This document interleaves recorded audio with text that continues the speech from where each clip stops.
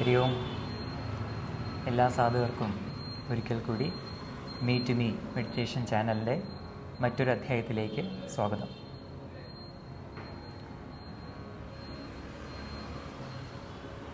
ധ്യാനഗുരു നടക്കുകയാണ്.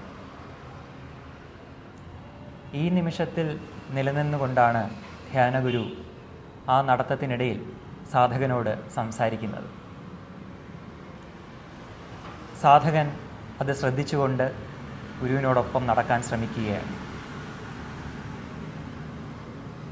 ഈ നിമിഷത്തിൽ നിലനിൽക്കുമ്പോഴാണ് സത്യത്തെ തിരിച്ചറിയാൻ സാധിക്കുന്നത് എന്നുള്ള വിഷയമാണ് ധ്യാനഗുരു സാധകനോട് പറയാൻ ശ്രമിക്കുന്നത്. സ്വാഭാവികമായിട്ടാണ് ധ്യാനഗുരു ഈ പ്രവൃത്തികളെല്ലാം ചെയ്യുന്നത്.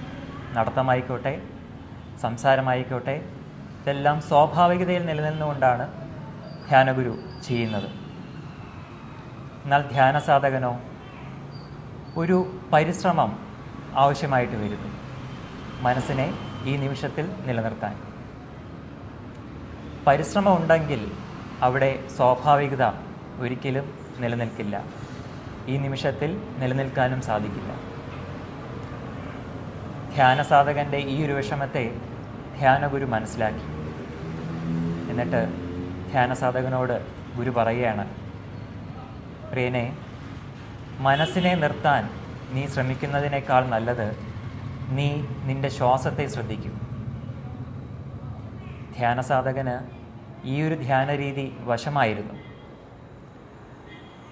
ആ ധ്യാനസാധകൻ ഈ രീതി പരിശീലിക്കാൻ തുടങ്ങിയപ്പോൾ ഈ നിമിഷത്തിൽ നിലനിൽക്കാൻ അവന് സാധിക്കും. ഈ നിമിഷത്തിൽ നിലനിൽക്കാൻ അവന് സാധിച്ചു. കാരണം ശ്വാസം നിലനിൽക്കുന്നത് ഈ നിമിഷത്തിലാണത്.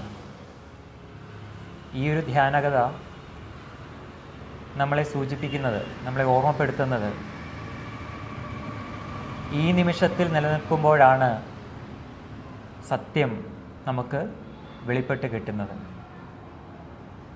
അല്ലാത്ത സമയം മനസ്സിൻ്റെ പ്രവർത്തനങ്ങളിലൂടെയാണ് നമ്മൾ അറിവ് ആർജിക്കാൻ ശ്രമിക്കുന്നത്. അപ്പോൾ ഒരിക്കലും നമുക്ക് യഥാർത്ഥ അറിവിനെ അറിയുവാനോ അനുഭവിക്കാനോ സാധിക്കില്ല എന്നുള്ളതാണ്. ഔദൂജിയുടെ ഈ ധ്യാനകഥയെ മനനം ചെയ്തുകൊണ്ട് നമുക്കിന്നത്തെ സത്സംഗത്തിലേക്ക് കടക്കാം. ഇന്ന് നമ്മൾ തിരുവനന്തപുരം ജില്ലയിലെ ശ്രീകണ്ഠേശ്വരത്താണ് എത്തിയിരിക്കുന്നത്. നമുക്കെല്ലാവർക്കും അറിയാം, നമ്മുടെ കഴിഞ്ഞ വർഷത്തെ നവരാത്രി ബൊമ്മഗുരു ഉത്സവം നടന്നപ്പോൾ സ്കൈ യോഗ മെഡിറ്റേഷൻ്റെ ഇൻസ്ട്രക്ടറായിട്ടുള്ള ഗീതാകുമാരി അമ്മയ്ക്ക് നമ്മുടെ മീറ്റ് മീ മെഡിറ്റേഷൻ സെൻറ്റർ മാർഗബന്ധു പുരസ്കാരം നൽകി ആദരിച്ചിരുന്നു. ഗീതാകുമാരി അമ്മയാണ് ഇന്ന് നമ്മളോടൊപ്പം സത്സംഗത്തിനായിട്ടുള്ളത്. സ്കൈ യോഗയെക്കുറിച്ച് കൂടുതലായിട്ട് അമ്മയിൽ നിന്ന് തന്നെ നമുക്ക് കേട്ടറിയാം. നമസ്തേ. നമ്മൾ സ്കൈ യോഗ, സിംപ്ലിഫൈഡ് കുണ്ടലിനി യോഗ, ഇതിനെക്കുറിച്ച് നമ്മൾ കേട്ടിട്ടുണ്ട്, ധാരാളം കേട്ടിട്ടുണ്ട്. സ്കൈ യോഗയുടെ ആ ഒരു ലക്ഷ്യം അല്ലെങ്കിൽ ആ ഒരു മാർഗം എങ്ങനെയാണ്, ആ സ്കൈ യോഗയുടെ ഉപജ്ഞാതാവ് ആരാണ്, ഇതിനെക്കുറിച്ചൊന്ന് വിശദീകരിക്കാം. வாழ்க வையகம், வாழ்க வையகம், வாழ்க வளமுடன், ഗുരുവേറ്റുക, ഗുരുവാഴ്ക. ഈ സ്കൈ യോഗ എന്ന് സ്വാമിജി പറഞ്ഞ ഒരു സിംപ്ലിഫൈഡ് കുണ്ടലിനി യോഗയാണ്. അപ്പോൾ ഇതിൻ്റെ ഉപജ്ഞാതാവ് എന്ന് പറയുന്നത് ശ്രീ തത്വജ്ഞാനി വേദാദ്രി മഹർഷിയാണ്.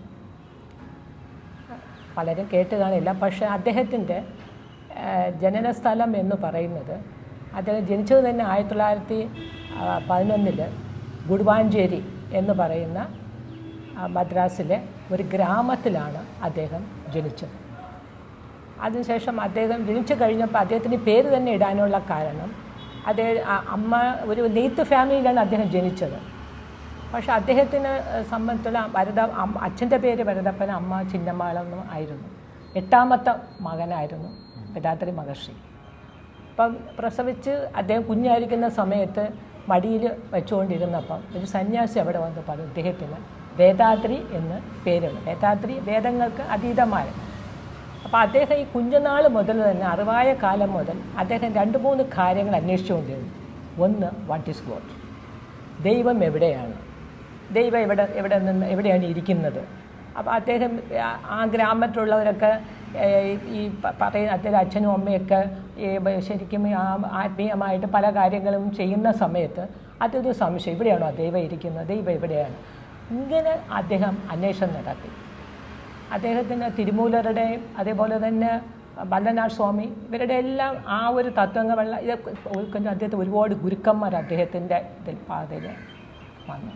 അങ്ങനെ അദ്ദേഹം വിവാഹിതനും കൂടെയാണ്. അദ്ദേഹം 35-ാമത്തെ വയസ്സിൽ എൻലൈറ്റഡാണ്. അപ്പോൾ എൻലൈറ്റഡ് ആയി കഴിഞ്ഞതിന് ശേഷം അദ്ദേഹത്തിന് ആ ഉണ്ടായ അറിവ് അല്ലെങ്കിൽ അദ്ദേഹത്തിൻ്റെ മെയിൻ ലക്ഷ്യം എന്താണെന്ന്, അതൊരു സ്പിരിച്വൽ ലീഡറായിരുന്നു. സ്പിരിച്വൽ സർവീസിനാണ് പ്രാധാന്യം അദ്ദേഹം കൊടുത്തത്. അപ്പോൾ അദ്ദേഹം ഈ സ്പിരിച്വൽ പിന്നെ വലിയ സിദ്ധനായിരുന്നു. ആയുർവേദത്തിലും അതുപോലെ തന്നെ ഹോമിയോയിലൊക്കെ വളരെയധികം പ്രാഗൽഭ്യം നേടിയ വ്യക്തിയും കൂടി ആയിരുന്നു അദ്ദേഹം. അദ്ദേഹം കൂടുതൽ ഈ അതായത് കീർത്തി ചെയ്യുന്ന കാര്യങ്ങൾ ഇഷ്ടപ്പെടാത്ത ഒരാളായിരുന്നു. പക്ഷേ എല്ലാവർക്കും അറിയാവുന്ന, ലോകം മുഴുവൻ അറിയപ്പെടുന്ന ഒരു വ്യക്തിയായിരുന്നു. അപ്പോൾ അദ്ദേഹത്തിൻ്റെ പ്രധാനമായിട്ടുള്ള ലക്ഷ്യം ഒന്ന് മാത്രമേ ഉണ്ടായിരുന്നു, വേൾഡ് പീസ്. അപ്പോൾ ഈ വേൾഡ് പീസ് എന്ന് പറയുന്നത്, ഈ വേൾഡ് പീസ് എന്ന് പറയുമ്പോൾ നമ്മൾ ലോക സമാധാനം എന്ന് പറയും. അപ്പം അത് എന്താണെന്ന് പറയുന്നതിന് മുമ്പായിട്ട് ലോക സമാധാനം വേൾഡ് പീസ് എന്നുള്ള ഒരു ഇതിലോടുകൂടി അദ്ദേഹം 1958 ഒരു വേൾഡ് കമ്മ്യൂണിറ്റി സർവീസ് സെൻ്റർ രൂപീകരിച്ചു. അതിൻ്റെ ആസ്ഥാനം മദ്രാസാണ്. അപ്പോൾ അതിൽ അദ്ദേഹം ഇതിൻ്റെ പ്രവർത്തനവുമായിട്ട് ബന്ധപ്പെട്ട് ഒരുപാട് രാജ്യങ്ങളിൽ, south Korea, Japan, United state, അങ്ങനെ ഒരുപാട് രാജ്യങ്ങളിൽ അദ്ദേഹം സഞ്ചരിക്കുകയുണ്ടായി. അപ്പോൾ എന്താണ് വേൾഡ് പീസ് എന്ന് പറയുന്നത്? നമ്മളെല്ലാം ഈ ലോകത്ത് ജീവിക്കുന്നവരാണ്, എല്ലാ മനുഷ്യർക്കും. അപ്പോൾ അതിൽ ഇല്ലാത്തൊരു കാര്യം ഇൻഡിവിജ്വൽ പീസാണ്, അല്ലേ? ആർക്കും പീസില്ല. അപ്പം ഒരു വ്യക്തിക്ക്, ഒരു ഫാമിലിയിൽ ഒരു വ്യക്തിക്ക് ഇൻഡിവിജ്വൽ പീസ് ഉണ്ടാവുകയാണെങ്കിൽ എന്ത് ചെയ്യപ്പെടും? ആ ഫാമിലിയിൽ തന്നെ പീസ് ഉണ്ടാകും, അല്ലേ? അപ്പോൾ ആ ഫാമിലിയിൽ പീസ് ഉണ്ടായാൽ, ഒരുപാട് ഫാമിലികളിൽ പീസ് ഉണ്ടായാൽ ആ പീസ് എവിടെ പീസ് ഉണ്ടാവും? സൊസൈറ്റിയിൽ പീസ് ഉണ്ടാകും, അല്ലേ? അപ്പോൾ സൊസൈറ്റിയിൽ പീസ് ഉണ്ടായാൽ എവിടെ പീസ് ഉണ്ടാകും? വേൾഡ് പീസ് ഉണ്ടാകും. അതായിരുന്നു അദ്ദേഹത്തിൻ്റെ ലക്ഷ്യമെന്ന് പറയുന്നത്. അപ്പോൾ ഈ വേൾഡ് പീസിൻ്റെ അതിനെ സംബന്ധിച്ച് ഒരു ബ്ലൂ പ്രിൻ്റ് എഴുതി അദ്ദേഹം ഐക്യരാഷ്ട്രസഭയിൽ അത് അവതരിപ്പിക്കുകയും അംഗീകരിക്കുകയും ചെയ്തിട്ടുണ്ട് അന്നത്തെ ഇതിൽ. അപ്പോൾ പിന്നെ അത് മാത്രമല്ല, ഒരുപാട് പുസ്തകങ്ങൾ തമിഴിലും എല്ലാം തമിഴിലാണ് അദ്ദേഹം എഴുതിയിരിക്കുന്നത്. പുസ്തകങ്ങളും പോയംസും എല്ലാം എഴുതിയിട്ടുണ്ട്.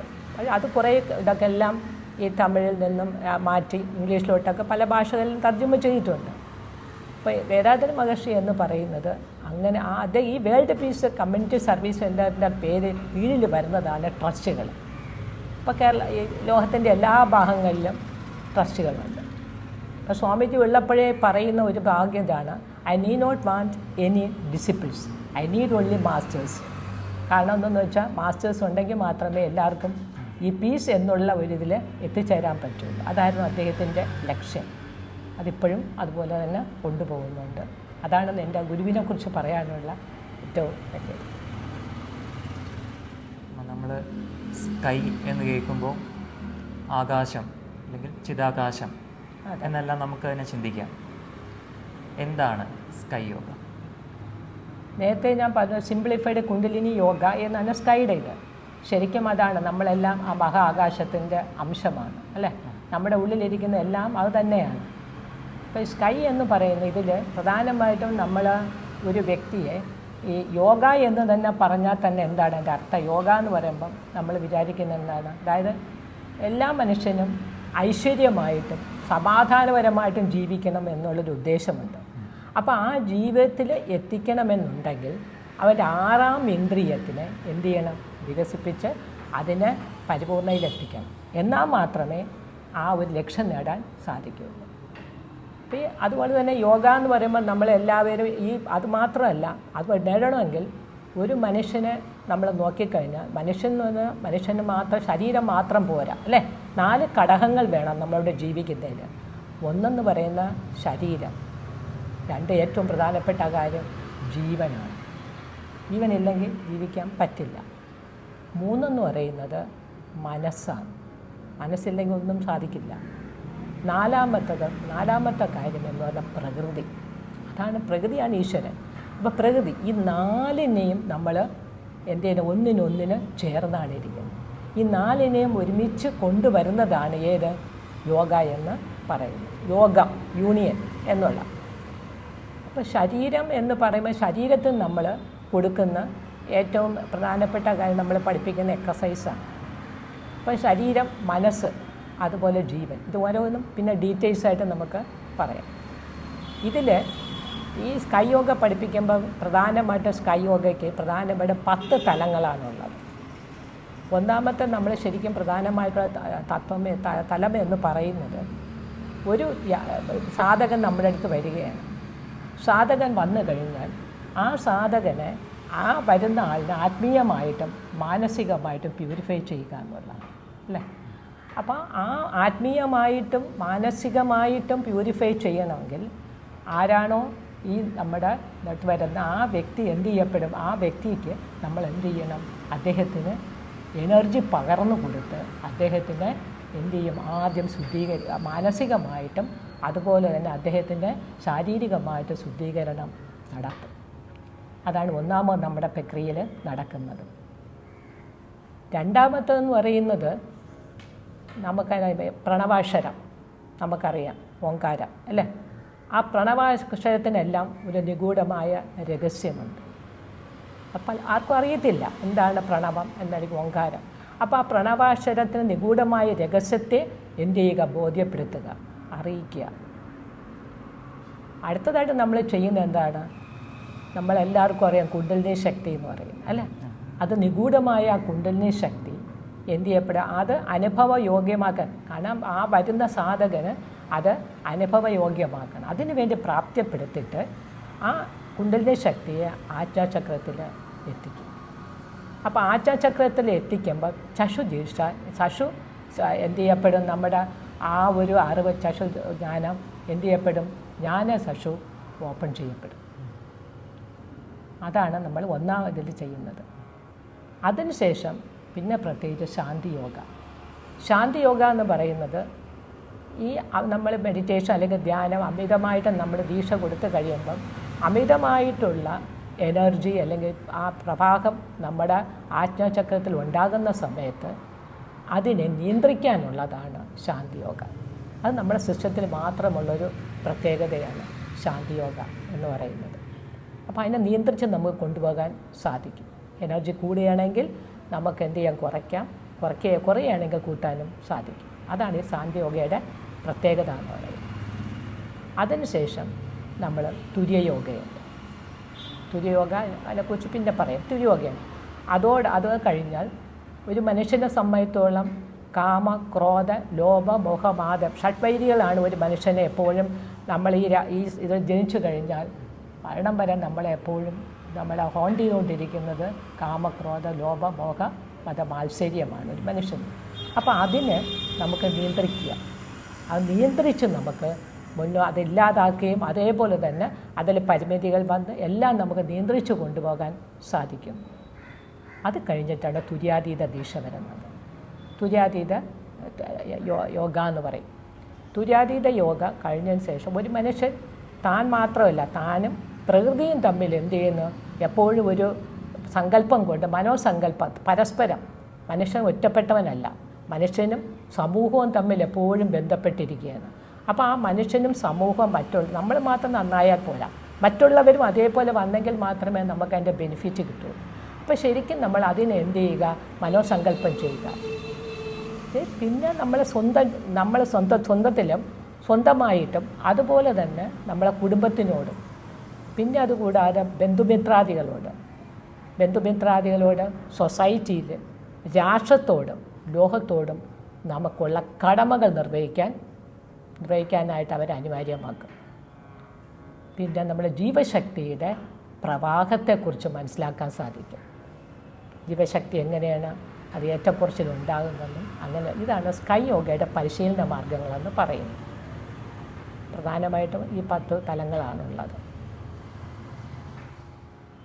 നമ്മുടെ ഈ സ്കൈ യോഗയിൽ ദീക്ഷാ സമ്പ്രദായങ്ങളുണ്ടോ? തീർച്ചയായിട്ടും ഉണ്ട്. അത് ദീക്ഷ ശരിക്കും നമ്മൾ നേരത്തെ ഞാൻ പറഞ്ഞതുപോലെ തന്നെ യോഗ എന്ന് പറയുമ്പം ശരീരം, മനസ്സ്, ജീവൻ, പ്രകൃതി. അതിൽ ശരീരത്തിന് നമ്മൾ ആദ്യം വന്നു കഴിയുമ്പോൾ കൊടുക്കുന്നതാണ്. ശരീരം എന്ന് പറയുമ്പോൾ ശരീരം ഉണ്ടെങ്കിൽ മാത്രമേ അവിടെ ജീവൻ നിലനിർത്താൻ പറ്റുള്ളൂ, അല്ലേ? നല്ല ആരോഗ്യമുള്ള ശരീരത്തിൽ മാത്രമേ നമുക്ക് ജീവനും മനസ്സ് നിലനിൽക്കും, മനസ്സ് നല്ല രീതിയിൽ പ്രവർത്തിക്കാൻ പറ്റുള്ളൂ. അപ്പോൾ ശരിക്കും നമ്മൾ ആരോഗ്യം ശരീരത്തിന് നമ്മൾ കൊടുക്കുന്നതാണ് ഈ ലളിതവൽക്കരിച്ച വ്യായാമ മുറകൾ. അപ്പോൾ അതെന്താണെന്ന് വെച്ചാൽ നമ്മുടെ വ്യായാമ മുറകളെന്ന് പറയുന്നത് സ്വാമിജി ഏകദേശം ഹഠയോഗയിൽ റിസർച്ച് ചെയ്തു. അദ്ദേഹം റിസർച്ച് ചെയ്ത് അതിനെക്കാട്ടി ഇഫക്റ്റീവാണ്, പക്ഷെ വളരെ സിമ്പിളാണ്. നമ്മുടെ ശരീരത്തിൽ ബ്ലഡ് സർക്കുലേഷനും ഹീറ്റ് സർക്കുലേഷനും എയർ സർക്കുലേഷനും നല്ല രീതിയിൽ നടക്കണമെങ്കിൽ വേറൊരു സാധനം കൂടെ വേണം, ബയോമാഗ്നറ്റിക് സർക്കുലേഷൻ, ജീവകാന്തിക സർക്കുലേഷൻ. അത് ശരിയായ രീതിയിൽ നടന്നെങ്കിൽ മാത്രമേ ബാക്കി 3 സർക്കുലേഷനും ശരിയായി നടക്കുള്ളൂ. അപ്പോൾ ഈ എക്സസൈസ് എല്ലാം തന്നെ ഈ പറയുന്ന 4 ഇതും നല്ല രീതിയിൽ നടക്കത്തക്ക വിധത്തിലുള്ള ഒരു അതായത് 6 വയസ്സ് മുതൽ നമ്മുടെ സിസ്റ്റത്തിൽ 90-95 വയസ്സായ ഒരു സ്ഥലമുണ്ട്. അവർക്കെല്ലാം ചെയ്യാൻ പറ്റുന്ന രീതിയിലുള്ള എക്സസൈസാണ്, പക്ഷെ അത് മോർ ഇഫക്റ്റീവാണ്. അതാണ് ഈ പറയുന്ന എക്സസൈസ് ചെയ്യിപ്പിക്കുന്നത്. രണ്ടാമത് മനസ്സിനെക്കുറിച്ച് സ്വാമിക്ക് അറിയാം. മനസ്സെന്ന് പറഞ്ഞാൽ നമുക്ക് ആർക്കും കൺട്രോൾ ചെയ്യാൻ പറ്റില്ല, അല്ലേ? ഈ മനസ്സെന്ന് പറയുന്നത് എന്താണ് മനസ്സെന്ന് എല്ലാവരും ചോദിക്കാറുണ്ട്, അല്ലേ? ഈ മനസ്സാണ് നമ്മളെക്കൊണ്ട് എല്ലാ കാര്യങ്ങളും ഈ നേരത്തെ പറഞ്ഞ ഈ ഷഡ്വൈരികളെന്ന് പറഞ്ഞ കാമ, ക്രോധ, ലോഭ, മോഹ, മതം, ആശയത്തിലെല്ലാം കൊണ്ടുവിടുന്നത് ഏതാണ്? നമ്മുടെ മൈൻഡാണ്. അപ്പോൾ ഈ മൈൻഡ് എന്ന് പറയുന്ന മൈൻഡ് നമുക്കൊരിക്കലും നമ്മളിപ്പോൾ ഇരിക്കുമ്പോൾ ഒരു ചിന്ത വരുന്നു. ആ ചിന്ത വരുന്ന സമയത്ത് ആ ചിന്ത വേണ്ട, അത് നെഗറ്റീവാണ് എന്ന് നമ്മൾ മനസ്സ് വിചാരിച്ചിട്ട് ആ ചിന്ത എന്തിനാ വന്നത്, അത് പോട്ടെ എന്ന് വെച്ചാൽ പോത്തില്ല. അത് 10 പ്രാവശ്യം 100 ഇരട്ടിയായിട്ട് അത് എന്ത് ചെയ്യും, വരും. അതാണ് മനസ്സിൻ്റെ ശക്തി എന്ന് പറയുന്നത്. മനസ്സിന് മൈൻഡിന് ഭയങ്കര പവറാണ്, പക്ഷെ അറിയില്ല ഒക്കെ. അപ്പം ശരിക്കും ഈ മനസ്സെന്ന് പറയുന്നത് എവിടെ നിന്നാണ് വരുന്നത്? നമ്മൾ ജീവനെന്നാണ്. ജീവൻ്റെ വിരിഞ്ഞ നിലയാണ് ഏത്? മനസ്സെന്ന് പറയുന്നത്. അപ്പം മനസ്സിനെ നമുക്ക് എവിടെ നിന്നാണോ ഉത്ഭവിക്കുന്നത് ആ ഭാഗത്തോട്ട് എന്ത് ചെയ്യുക, മനസ്സിനെ കൊണ്ടുവന്നെങ്കിൽ മാത്രമേ നമുക്ക് മനസ്സിനെ അടക്കാൻ കഴിയൂ. അപ്പോൾ അതിന് നമുക്ക് ആ മനുഷ്യന് ആ ഭാഗത്തു നിന്ന് മനസ്സിനെ കൊണ്ടുവരുന്നത് നിയന്ത്രിക്കാൻ വേണ്ടിയാണ് നമ്മൾ ധ്യാനം കൊടുക്കുന്നത്. അതിനാണ് നമ്മൾ ദീക്ഷകൾ കൊടുക്കുന്നത്. അപ്പോൾ ദീക്ഷ ഇവിടെ പ്രധാനമായിട്ടും നൽകുന്നത് 3 ദീക്ഷയാണ് കൊടുക്കുന്നത്. ഒന്നെന്ന് പറയുന്ന ആജ്ഞാദീക്ഷ, സ്പർശദീക്ഷയാണ്. 2 പറയുന്നത് തുര്യദീക്ഷ. അപ്പോൾ അത് തുര്യത്തെ സഹസ്രധാരം എന്ന് പറയും. അത് ചക്ഷുദീക്ഷയാണ്, കണ്ണിൽ കൂടിയാണ് ചക്ഷുദീക്ഷ. 3 തുര്യാതീതം, അത് ജ്ഞാനദീക്ഷയാണ്. അതാണ് നമ്മൾ ഈ പറയുന്ന മനസ്സിനെ നിയന്ത്രിക്കാൻ. കാരണം മനസ്സെന്ന് പറയുന്ന പ്രതിഭാസം എന്ന് പറയുന്നത് നമ്മൾക്ക് അറിയാം, അത് വികസിക്കാനും അതുപോലെ തന്നെ ചുരുങ്ങാനുമുള്ള കഴിവുള്ളതാണ്, അല്ലേ? നമ്മുടെ കുഞ്ഞായിരിക്കുന്ന സമയത്ത് നമ്മുടെ അമ്മയൊക്കെ നമ്മുടെ കയ്യിൽ വെച്ചിട്ട് ഇതോ കാണുന്നത് ആനയാണ് പോകുന്നത് എന്ന് പറയുമ്പോൾ നമ്മൾ ആദ്യമായിട്ട് ആനയെ കാണായിരിക്കും. അപ്പോൾ ആനയുടെ എന്ത് ചെയ്യും, നമ്മുടെ ആ ഒരു ഇതിൽ ന്യൂറോൺസ് വഴിക്ക് പോയി നമ്മളെ ഇതിൽ എംബഡായിട്ട് ഇംപ്രിൻ്റ് ആയിട്ടിരിക്കും. കുറേ കഴിഞ്ഞ് പിന്നെ നമുക്ക് അത് കഴിഞ്ഞ് വേറൊരു ദിവസം കഴിയുമ്പോഴേക്കും ആനയെ കാണുമ്പോൾ നമ്മൾ മറന്നു പോകുന്നുണ്ടോ? ഇല്ല. ഒരു പിക്ചർ നമ്മൾ കണ്ടു കഴിയുമ്പോൾ അത് പിന്നെ മറക്കുന്നില്ല. അത് പിന്നെ കാണുമ്പോൾ എന്ത് ചെയ്യും, നമുക്ക് ഓർമ്മ വരും. അത് എന്തുകൊണ്ടാണ്? ഇത് വീണ്ടും ഇതിനെ വികസിപ്പിച്ച് കാണിക്കുമ്പോൾ അത് കാണുമ്പോൾ ഇത് നേരത്തെ ഉള്ളതിന് ഇമേജ് കണക്ക് വികസിപ്പിച്ച് കാണും. അതാണ് മൈൻഡിൻ്റെ ഒരു പ്രത്യേകത. അപ്പോൾ ഈ മൈൻഡ് എപ്പോഴും നമുക്ക്, അതായത് ഒരു കടലിൽ അലയടിക്കും. ഈ വേവ്സ് വേറെ, കടൽ വേറെയാണോ? അല്ല, രണ്ടും ഒന്ന് തന്നെയാണ്. അതുപോലെയാണ് നമ്മളെ ജീവനിൽ നിന്നും വരുന്നതാണ് ഏത്?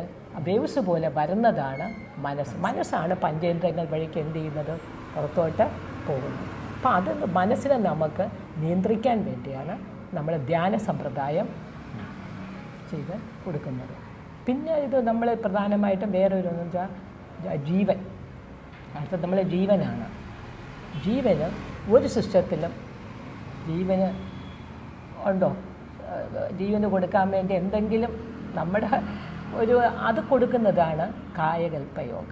അത് നമ്മളെ സിസ്റ്റത്തിൻ്റെ മാത്രം പ്രത്യേകതയാണ്. അതായത് പഴയ കാലത്ത് ഈ സിദ്ധാചാര്യന്മാർ കണ്ടുപിടിച്ച് തമിഴ്നാട്ടിലുള്ളതാണ് ഈ കായകൽപ്പ യോഗ എന്ന് പറയുന്നത്. അപ്പം കായം മീൻസ് ബോഡി, കൽപ്പം മീൻസ് ഇമ്മോർട്ടൽ. അപ്പം നമ്മുടെ ശരീരത്തെ ഇമ്മോർട്ടലാക്കുക എന്ന് വെച്ച് കഴിഞ്ഞാൽ എന്താണെന്ന് വെച്ചാൽ നമ്മളുടെ ഈ ഇമ്മ്യൂണിറ്റി പവർ ശരീരത്തിൽ എന്ത് ചെയ്യുക, ഈ കായകൽപ്പ യോഗയുടെ ചെയ്തു കഴിഞ്ഞാൽ നമ്മൾ ഇമ്മ്യൂണിറ്റി പവർ ശരീരത്തിൽ വർദ്ധിപ്പിച്ച് നമ്മുടെ ലൈഫ് സ്പാനിനെ നമുക്ക് എന്ത് ചെയ്യാൻ പറ്റും, കൂട്ടിക്കൊണ്ടുപോകുക. നമുക്ക് മരണം യഥേഷ്ടം എപ്പോഴാണോ വേണ്ടത് അതുവരെ നമുക്ക് എന്ത് ചെയ്യാൻ പറ്റും, നമുക്ക് തന്നെ അതിനെ നിൽക്കാൻ സാധിക്കും. അതാണ് കായകൽപ്പ യോഗ. ഇത് നമ്മുടെ സിസ്റ്റത്തിന് മാത്രമുള്ളൊരു പ്രത്യേകതയാണ്. ഈ എല്ലാ കാര്യങ്ങളും ബേസിക് ലെവലിലാണ് നമ്മളിവിടെ പഠിപ്പിക്കുന്നത്. മനസ്സിലായില്ല? അതാണ് ഈ സ്കൈ യോഗയുടെ പ്രത്യേകതയും അതിൻ്റെ ദീക്ഷ സമ്പ്രദായങ്ങളും ഇതെല്ലാം ഇതാണ് സ്കൈ യോഗയിൽ പഠിപ്പിക്കുന്നത്. അമ്മ എങ്ങനെയാണ് ഈ സ്കൈ യോഗയിലേക്ക് എത്തിപ്പെട്ടത്? അതറിയാനൊരു താല്പര്യമുണ്ട്. നമ്മുടെ അത് പറയുന്നതിന് മുമ്പായിട്ട് ഈ സ്കൈ യോഗയിൽ എത്തുന്നത് ഞാൻ എങ്ങനെയെന്ന് പറയുന്നതിന് മുമ്പായി കുറച്ച് കാര്യങ്ങൾ എൻ്റെ ഫാമിലി ബാക്ക്ഗ്രൗണ്ട് എനിക്ക് പറയണമെന്ന് തോന്നുക. അത് പറഞ്ഞതിന് ശേഷം സ്കൈ യോഗയിൽ കിടക്കാം. എൻ്റെ ഗ്രാൻഡ് ഫാദർ, അതായത് എൻ്റെ അമ്മയുടെ അപ്പൂപ്പനൊക്കെ ഞങ്ങളൊക്കെ 40 തലമുറയുടെ കൊട്ടാരം വൈദ്യനായിട്ടിരുന്ന ഒരു ഫാമിലിയായിരുന്നു. ഞങ്ങളുടെ ശരിക്കും തിരുവട്ടാറെന്ന് പറയുന്ന സ്ഥലത്തായിരുന്നു എൻ്റെ അമ്മയുടെയൊക്കെ ജനനം. അതുപോലെ തന്നെ അപ്പൂപ്പൻ അവിടെയായിരുന്നു. അന്ന് അപ്പൂപ്പൻ്റെ ജ്യേഷ്ഠനും ഇതേപോലെ അന്നത്തെ കാലത്ത് FRCS ഡോക്ടർ കഴിഞ്ഞ് ഇംഗ്ലണ്ടിലൊക്കെ പ്രാക്ടീസ് കൊണ്ടിരുന്നത് അദ്ദേഹവും ഈ പല വിദ്യകളും താന്ത്രികമായിട്ടും അതുപോലെ തന്നെ അദ്ദേഹം ഈ പറയുന്ന പോലെ മെഡിറ്റേഷൻ, ധ്യാനം ഇങ്ങനെയുള്ള കാര്യങ്ങളെല്ലാം തന്നെ അദ്ദേഹം പ്രാക്ടീസ് ചെയ്തുകൊണ്ടിരുന്ന ഒരു വ്യക്തിയായിരുന്നു.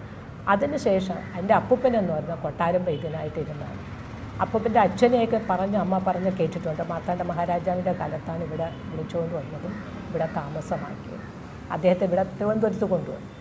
അപ്പം ശരിക്കും അപ്പൂപ്പനൊക്കെ എന്തെന്ന് വെച്ചാൽ ഇവരെല്ലാവരും വളരെയധികം ഈ പ്രാണായാമങ്ങളും അതുപോലെ തന്നെ പല രീതിയിലുള്ള ഇത് ചെയ്യുന്ന വ്യക്തികളായിരുന്നു. അതിൽ ഒരപ്പൂപ്പൻ തന്നെ അത് അപ്പൂപ്പൻ്റെ ജ്യേഷ്ഠന് സമാധിയായതാണ്. അപ്പൂപ്പനും അതുപോലെ തന്നെയായിരുന്നു. എൻ്റെ അമ്മ പറഞ്ഞ് കേട്ടിട്ടുള്ള അറിവായിരുന്നു അമ്മയുടെ അപ്പൂപ്പനായിരുന്നു. അതായത് ഈ അവർ എല്ലാ രീതിയിലും, അതായത് അന്ന് പറയും മഹാരാജാവിൻ്റെ കൂടെ പോയ സമയത്ത് പല കാര്യങ്ങളും ശ്രീപത്മനാഭസ്വാമി ക്ഷേത്രത്തിൽ തന്നെ അദ്ദേഹം പലതും കണ്ടിട്ടുണ്ടെന്നും പറഞ്ഞ് കേട്ടിട്ടുണ്ട്. അമ്മ പറഞ്ഞ് കേട്ടിട്ടുള്ള അറിവാണ്. അപ്പോൾ അദ്ദേഹം വന്ന് അമ്മയോട് പറയും. അപ്പോൾ അദ്ദേഹം ഒരുപാട് കാര്യങ്ങൾ ചെയ്യുമായിരുന്നു. എന്തൊക്കെയാണ് ചെയ്യുന്നുള്ള അടുത്ത തലമുറയിലായിട്ട് ട്രാൻസ്ഫർ ചെയ്യാൻ സാധിച്ചില്ല. പക്ഷെ ഒരുപക്ഷെ ആ ജെനറ്റിക് സെൻറ്ററിൽ പറയുന്നത് പോലെ ആ സഞ്ചിതമായിട്ടുള്ള കർമ്മങ്ങൾ വരുമല്ലോ, അതിൻ്റെ ഒരു ഗ്ലിംസാണ്. എൻ്റെ അമ്മ അത് കഴിഞ്ഞതിന് ശേഷം ഈ പറയുന്നത് പോലെ അമ്മയ്ക്ക് ഇതിൽ ഭയങ്കര ഇതായിരുന്നു. എല്ലാ കാര്യങ്ങളും അറിവുണ്ടെങ്കിലും കുറേ കാര്യങ്ങളൊക്കെ അമ്മ പഠിച്ചിട്ടുണ്ടായിരുന്നു. അപ്പോൾ കുഞ്ഞുനാൾ മുതൽ ജോയിൻറ്റ് ഫാമിലി ആയിരുന്നു. അപ്പോൾ അമ്മയൊക്കെ ഞങ്ങളെ ദൈവത്തിലിരുന്ന് എപ്പോഴും പ്രാർത്ഥിക്കാനും അതുപോലെ തന്നെ ഞങ്ങളെ അതിനൊക്കെ പഠിപ്പിക്കുക. എല്ലാവരും ഒരുമിച്ചിരുന്ന് പ്രാർത്ഥിച്ചെങ്കിൽ മാത്രമേ ഞങ്ങൾക്ക് ആഹാരം പോലും അമ്മ തരുവുള്ളായിരുന്നു. അതിനുശേഷം പഠിത്തവും ഉണ്ടായിരുന്നു. അപ്പോൾ ആ രീതിയിലാണ് ഞങ്ങളെല്ലാം വളർന്നത്. പക്ഷെ വളർന്നു വന്ന് പിന്നെ അതിന് ശേഷം ആ ഒരു വിത്ത് അല്ലെങ്കിൽ ഒരു സീഡ് എൻ്റെ മനസ്സിൽ അന്നും കിടന്നിരുന്നു. അപ്പോൾ പല പ്രാവശ്യവും ആർക്കും അറിയാത്തൊരു രഹസ്യമായിരുന്നു.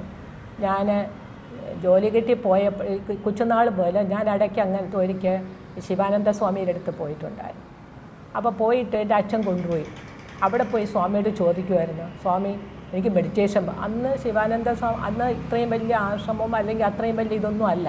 പക്ഷേ എൻ്റെ കൊച്ചുനാളിലാണ് പോയിട്ട് ഞാൻ ഒറ്റ ആഗ്രഹമേ അന്ന് അദ്ദേഹത്തിനോട് ചോദിച്ചുള്ളൂ, എനിക്ക് ധ്യാനം പഠിപ്പിച്ചു തരണം. ഞാൻ ഹഠയോഗയൊക്കെ അന്ന് പോയി ചെയ്യുമായിരുന്നു, യോഗയൊക്കെ ചെയ്യും, പക്ഷേ എനിക്ക് ധ്യാനം പഠിപ്പിച്ചു തരണമെന്ന് പറയും. അപ്പോൾ അദ്ദേഹം പറയും ഒരു ദിവസം വരാൻ പറഞ്ഞു. ചിരിച്ചിട്ട് വേണം പറഞ്ഞത് വരാൻ. എനിക്കൊന്നും അറിവില്ലായ്മയാണ്. വന്നിട്ട് ഞാൻ അവിടെ അദ്ദേഹത്തിൻ്റെ മുമ്പ് പോയി അദ്ദേഹം എന്തൊക്കെയോ പറഞ്ഞു, എനിക്കൊന്നും മനസ്സിലായില്ല. ഇപ്പോഴാണ് അതിൻ്റെ അർത്ഥങ്ങളൊക്കെ മനസ്സിലാകുന്നത്. അപ്പം അദ്ദേഹം പറഞ്ഞിട്ട് ഒരു കണ്ണടച്ച് ഈ നമ്മുടെ മധ്യഭാഗത്ത് ശ്രദ്ധിക്കാൻ പറഞ്ഞു. ഭൂമധ്യത്തെ ശ്രദ്ധിച്ചുകൊണ്ടേയിരിക്കാൻ. അപ്പോൾ ശ്രദ്ധിച്ചുകൊണ്ടിരുന്നപ്പോൾ കുറേ കഴിഞ്ഞപ്പോൾ ഞാൻ പറഞ്ഞു, സ്വാമി എനിക്കൊന്നും മനസ്സിലാവണില്ല, എനിക്ക് ഒരുപാട് ഇങ്ങനെ അന്ന് കുഞ്ഞാണ്, എനിക്കറിയില്ല, എൻ്റെ പല വിചാരങ്ങളും ഇങ്ങനെ ഓരോന്നും പൊയ്ക്കൊണ്ടിരിക്കും. അപ്പോൾ എനിക്കൊന്നും മനസ്സിലാവേണ്ട. കുറേ പ്രാവശ്യം ഞാൻ അവിടെ പോയിട്ട് എനിക്ക് ആ ധ്യാനം ഉൾക്കൊണ്ട് എടുക്കാൻ പറ്റിയില്ല. പിന്നെ അതിന് ശേഷം അവിടെ അത് സ്വാമിജിയുടെ ഇതല്ല, എനിക്കത് ഉള്ള സമയമായില്ല, അതാണ്. അപ്പോൾ അതവിടെ ഞാൻ പിന്നെ അത് കഴിഞ്ഞ് സ്റ്റോപ്പ് ചെയ്തിട്ട് ഈ ധ്യാനം അന്വേഷിച്ച് സർവീസ് ഇരിക്കുന്ന സമയത്തും ഞാൻ സർവീസിലിരിക്കുമ്പോൾ പലർക്കും അറിയില്ല. പക്ഷേ ഇത് അന്വേഷിച്ച് ഞാൻ പല സ്ഥലങ്ങളിലും പോയിട്ടുണ്ട് ധ്യാനം. അപ്പം ഈ ധ്യാനത്തിലൂടെ പോയി ഞാൻ ശരിക്കും അന്വേഷിച്ച് പല സ്ഥലങ്ങൾ നടന്നു. പലയിടത്ത് പോകുമ്പം അന്ന് യൂട്യൂബും ഇതൊന്നും ഇല്ല. പലയിടത്തും പോയി ചോദിക്കാറുണ്ട്, അന്വേഷിക്കാറുണ്ട്. അപ്പോൾ ഇത് കിട്ടാറായപ്പോൾ ഇത് പലയിടത്തും ചെല്ലുമ്പോൾ ഇങ്ങനെ യോഗയുടെ ബോർഡൊക്കെ വെച്ചേക്കും, ധ്യാനമെന്ന് കാണും. ധ്യാനമെന്ന് കാണുമ്പോൾ ഞാൻ എന്ത് ചെയ്യും, അവിടെ ചാടിപ്പിടിക്കും. അന്ന് ഈ ലാൻഡ് ഫോണൊക്കെ ഉണ്ട്. ലാൻഡ് ഫോണിൽ വിളിച്ച് ചോദിക്കും, അവിടെ എനിക്ക് ഇപ്പോൾ ധ്യാനമുണ്ടോ? ധ്യാനമുണ്ട്, ഇത്ര ധ്യാനം തുടങ്ങുമ്പോൾ അറിയിക്കാമെന്ന് പറയും. അപ്പോൾ എന്നെ വിളിച്ച് പറയും, പോവില്ല, എനിക്ക് പോകാൻ തോന്നത്തില്ല, പോവില്ല. ഇതിങ്ങനെ അന്വേഷിച്ച് അങ്ങനെ ഇരുന്ന് ഒരു പ്രാവശ്യം ഞാൻ തമിഴ്നാട്ടിൽ പോയി. തമിഴ്നാട്ടിൽ പോയി അത് ഒരു ബിഫോർ ഒരു 2000 ഒക്കെ ആവും. അങ്ങനെ പോയ സമയത്ത് എന്തെന്ന് വെച്ചാൽ ആ ഒരു പടം വെച്ചിരിക്കുന്നത്. അവിടെ ഒരു 2 യോഗയുടെ പടം ഉണ്ടായിരുന്നു. ഒന്ന് സ്വാമിജിയുടെ പടം ഇങ്ങനെ ഈ ബ്ലെസ് ചെയ്തുകൊണ്ട് ഇങ്ങനെ നിൽക്കുന്ന തമിഴിൽ എഴുതിയിരുന്നു. 2 പറയുന്നത് വേറെ ഒരു പടം. അപ്പം ഞാൻ വിചാരിച്ചു ഇത് ഈ പടം കണ്ടിട്ട് ഞാനങ്ങ് പോയി. അപ്പോൾ അതിൽ അടിയിലൊരു നമ്പർ എനിക്ക് വല്ലാതെ എന്നൊരു അട്രാക്റ്റ് ചെയ്തു ആ പടം. അപ്പം ഞാൻ എന്തെന്ന് വെച്ചാൽ അതിൻ്റെ നമ്പർ ഇങ്ങനെ മനസ്സിൽ ഓർത്തുകൊണ്ട് പോയി. അന്ന് കാറിലായിരുന്നു, പക്ഷെ തിരിച്ചു വന്നു നമ്പർ പറഞ്ഞു. അപ്പം ഞാൻ എന്തെന്ന് വെച്ചാൽ ഓഫീസിൽ ഇരിക്കുമ്പം ഈ മുഖം എൻ്റെ മുമ്പ് വരും. കിടക്കുമ്പോഴും സ്വാമിജിയുടെ മുഖം എനിക്കറിയില്ല, എന്നെ ഇതിങ്ങനെ കുറച്ച് ദിവസം ഇങ്ങനെ ഹോണ്ട് ചെയ്തുകൊണ്ടിരുന്നു. അപ്പം ഞാൻ വിചാരിച്ചു എപ്പോഴും കിടക്കുമ്പോഴും ചിന്തിക്കുമ്പോഴൊക്കെ ഇങ്ങനെ എപ്പോഴും എൻ്റെ ഇപ്പോൾ ഓഫീസിൽ ജോലി ചെയ്യുമ്പോഴായിരിക്കും ഈ മുഖം വരുന്നത്, കിടക്കുമ്പോഴും. അങ്ങനെയാണ് ഞാനിത് പോയി പഠിച്ചത്. അന്ന് എനിക്ക് തമിഴിൻ്റെ ABCD അറിയില്ല, പക്ഷെ ഇപ്പോൾ പറഞ്ഞാൽ മനസ്സിലാവും. അപ്പോൾ അങ്ങനെ ശരിക്കും വേണമെന്നുണ്ടെങ്കിൽ അന്ന് അറിയാതെ ഞാൻ പഠിച്ചു. അന്ന് മുതൽ ഞാൻ സ്വന്തമായിട്ട് പ്രാക്ടീസ് ചെയ്യുന്നുണ്ടായിരുന്നു. അപ്പോൾ സ്വന്തമായിട്ട് പ്രാക്ടീസ് ചെയ്ത് അതെനിക്ക് വല്ലാത്ത ഒരുപാട് അനുഭവങ്ങൾ കിട്ടിയതാണ്. അത് പറയാൻ തന്നെ എനിക്ക് വാക്കുകളില്ല. പറയുമ്പോൾ എൻ്റെ കണ്ണുകൾ നിറയും ആ ഗുരുവിൻ്റെ കാര്യം. അപ്പോൾ അങ്ങനെ ആ ഒരു ഇതിൽ ആർക്കും, കാരണം എനിക്കുണ്ടായ അനുഭവങ്ങളും അല്ലെങ്കിൽ അത് മറ്റൊരാൾക്കുണ്ടാവണമെന്നില്ല. ഓരോരുത്തർക്കും ഓരോ രീതിയിലുള്ള അനുഭവങ്ങളാണ്. പക്ഷേ അനുഭവം വേറെ ആരോടും ഞാൻ പങ്കുവയ്ക്കാറുമില്ല. ഞാൻ ആരെന്നുള്ള ആരടുത്തും പറയാറുമില്ല. ഒഫീഷ്യലായിട്ട് ജോലി ചെയ്യുമ്പോൾ തന്നെ ഒരുപാട് ബുദ്ധിമുട്ടുകളും പ്രയാസങ്ങളും ഉണ്ടായിട്ടുണ്ട്. പക്ഷേ ആ സമയത്തൊക്കെ എന്നെ തരണം ചെയ്തത് എൻ്റെ ഗുരുവാണ്. സ്വാമിജിയുടെ സമാധി 2006 അദ്ദേഹത്തിൻ്റെ സമാധി എന്ന് പറയുന്നത് ആളിയാറാണ്. ആളിയാർ എന്ന് പറയുന്നത് ആളിയാർ ഡാമിൻ്റെ അടുത്താണ് ടെമ്പിൾ ഓഫ് കോൺഷ്യസ്നെസ് എന്നാണ് അറിയപ്പെടുന്നത്. അതാണ് സ്വാമിജി വെച്ച ആ ഒരു ടെമ്പിൾ ഓഫ് കോൺഷ്യസ്നസ്. അവിടെ ഒരുപാട് ബ്രഹ്മചാന കോഴ്സ്, അതുപോലെ തന്നെ ആശ്രമമല്ലാതെ അത് ശരിക്കും പറഞ്ഞെങ്കിൽ അവിടെ മെഡിറ്റേഷൻ സെൻ്ററാണ് ടെമ്പിൾ ഓഫ് കോൺഷ്യസ്നസ് നിന്ന്. അവിടെ ഈ പലതരത്തിലുള്ള കോഴ്സുകൾ, അതായത് നമ്മൾ MA MSc എല്ലാം. പിന്നെ അവിടെ എല്ലാ കേരള ലോകത്തുള്ള എല്ലാ സ്ഥലങ്ങളിലുള്ള ആൾക്കാരും കുട്ടികളെ 14 വയസ്സ് തൊട്ടുള്ള കുട്ടികളെല്ലാം പഠിക്കാൻ വരും. കാരണം ഇത് പറയുന്നതിന് മുമ്പ് ഇടയ്ക്ക് ഞാൻ ഇങ്ങനെ പറഞ്ഞു പോയതാണ്. സ്വാമിജി എപ്പോഴും പറയും 14 വയസ്സ് തൊട്ടുള്ള കുട്ടികൾക്ക് കായകൽപ്പം പഠിപ്പിച്ചു കൊടുക്കണം. അവിടെ എല്ലാ സ്കൂളുകളും തമിഴ്നാട്, കർണാടക ഇങ്ങനെയുള്ള സ്കൂളുകളെല്ലാം തന്നെ എന്ത് ചെയ്യുന്നു വെച്ചാൽ ഈ 14 വയസ്സുള്ള കുട്ടികൾക്ക് കായകൽപ്പം പഠിപ്പിച്ചു കൊടുക്കുന്നു.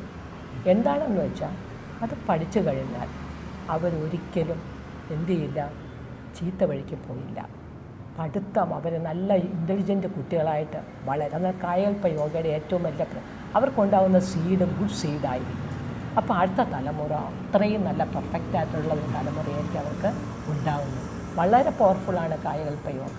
അപ്പോൾ അതാണ് ശരിക്കും സ്വാമിജി ഇതെല്ലാം. അപ്പം അങ്ങനെ ഇതിനിടയ്ക്ക് ഞാനിങ്ങനെ പറഞ്ഞു പോയതാണ്. അപ്പോൾ ശരിക്കും ആ സമാധിയിലാണ്. പിന്നെ അവിടെയാണ് ക്ലാസ്സൊക്കെ സ്വാമിജിയാണ് ഒറ്റയ്ക്ക് ബ്രഹ്മചാന കോഴ്സും എല്ലാം നടത്തുന്നത്. അപ്പോൾ അന്ന് തമിഴ് അറിയില്ല, അതൊക്കെ പഠിച്ചു. സ്വാമിജി വളരെ പവർഫുള്ളും വളരെ സിമ്പിളായിട്ടുള്ളൊരു മനുഷ്യനാണ് അദ്ദേഹം.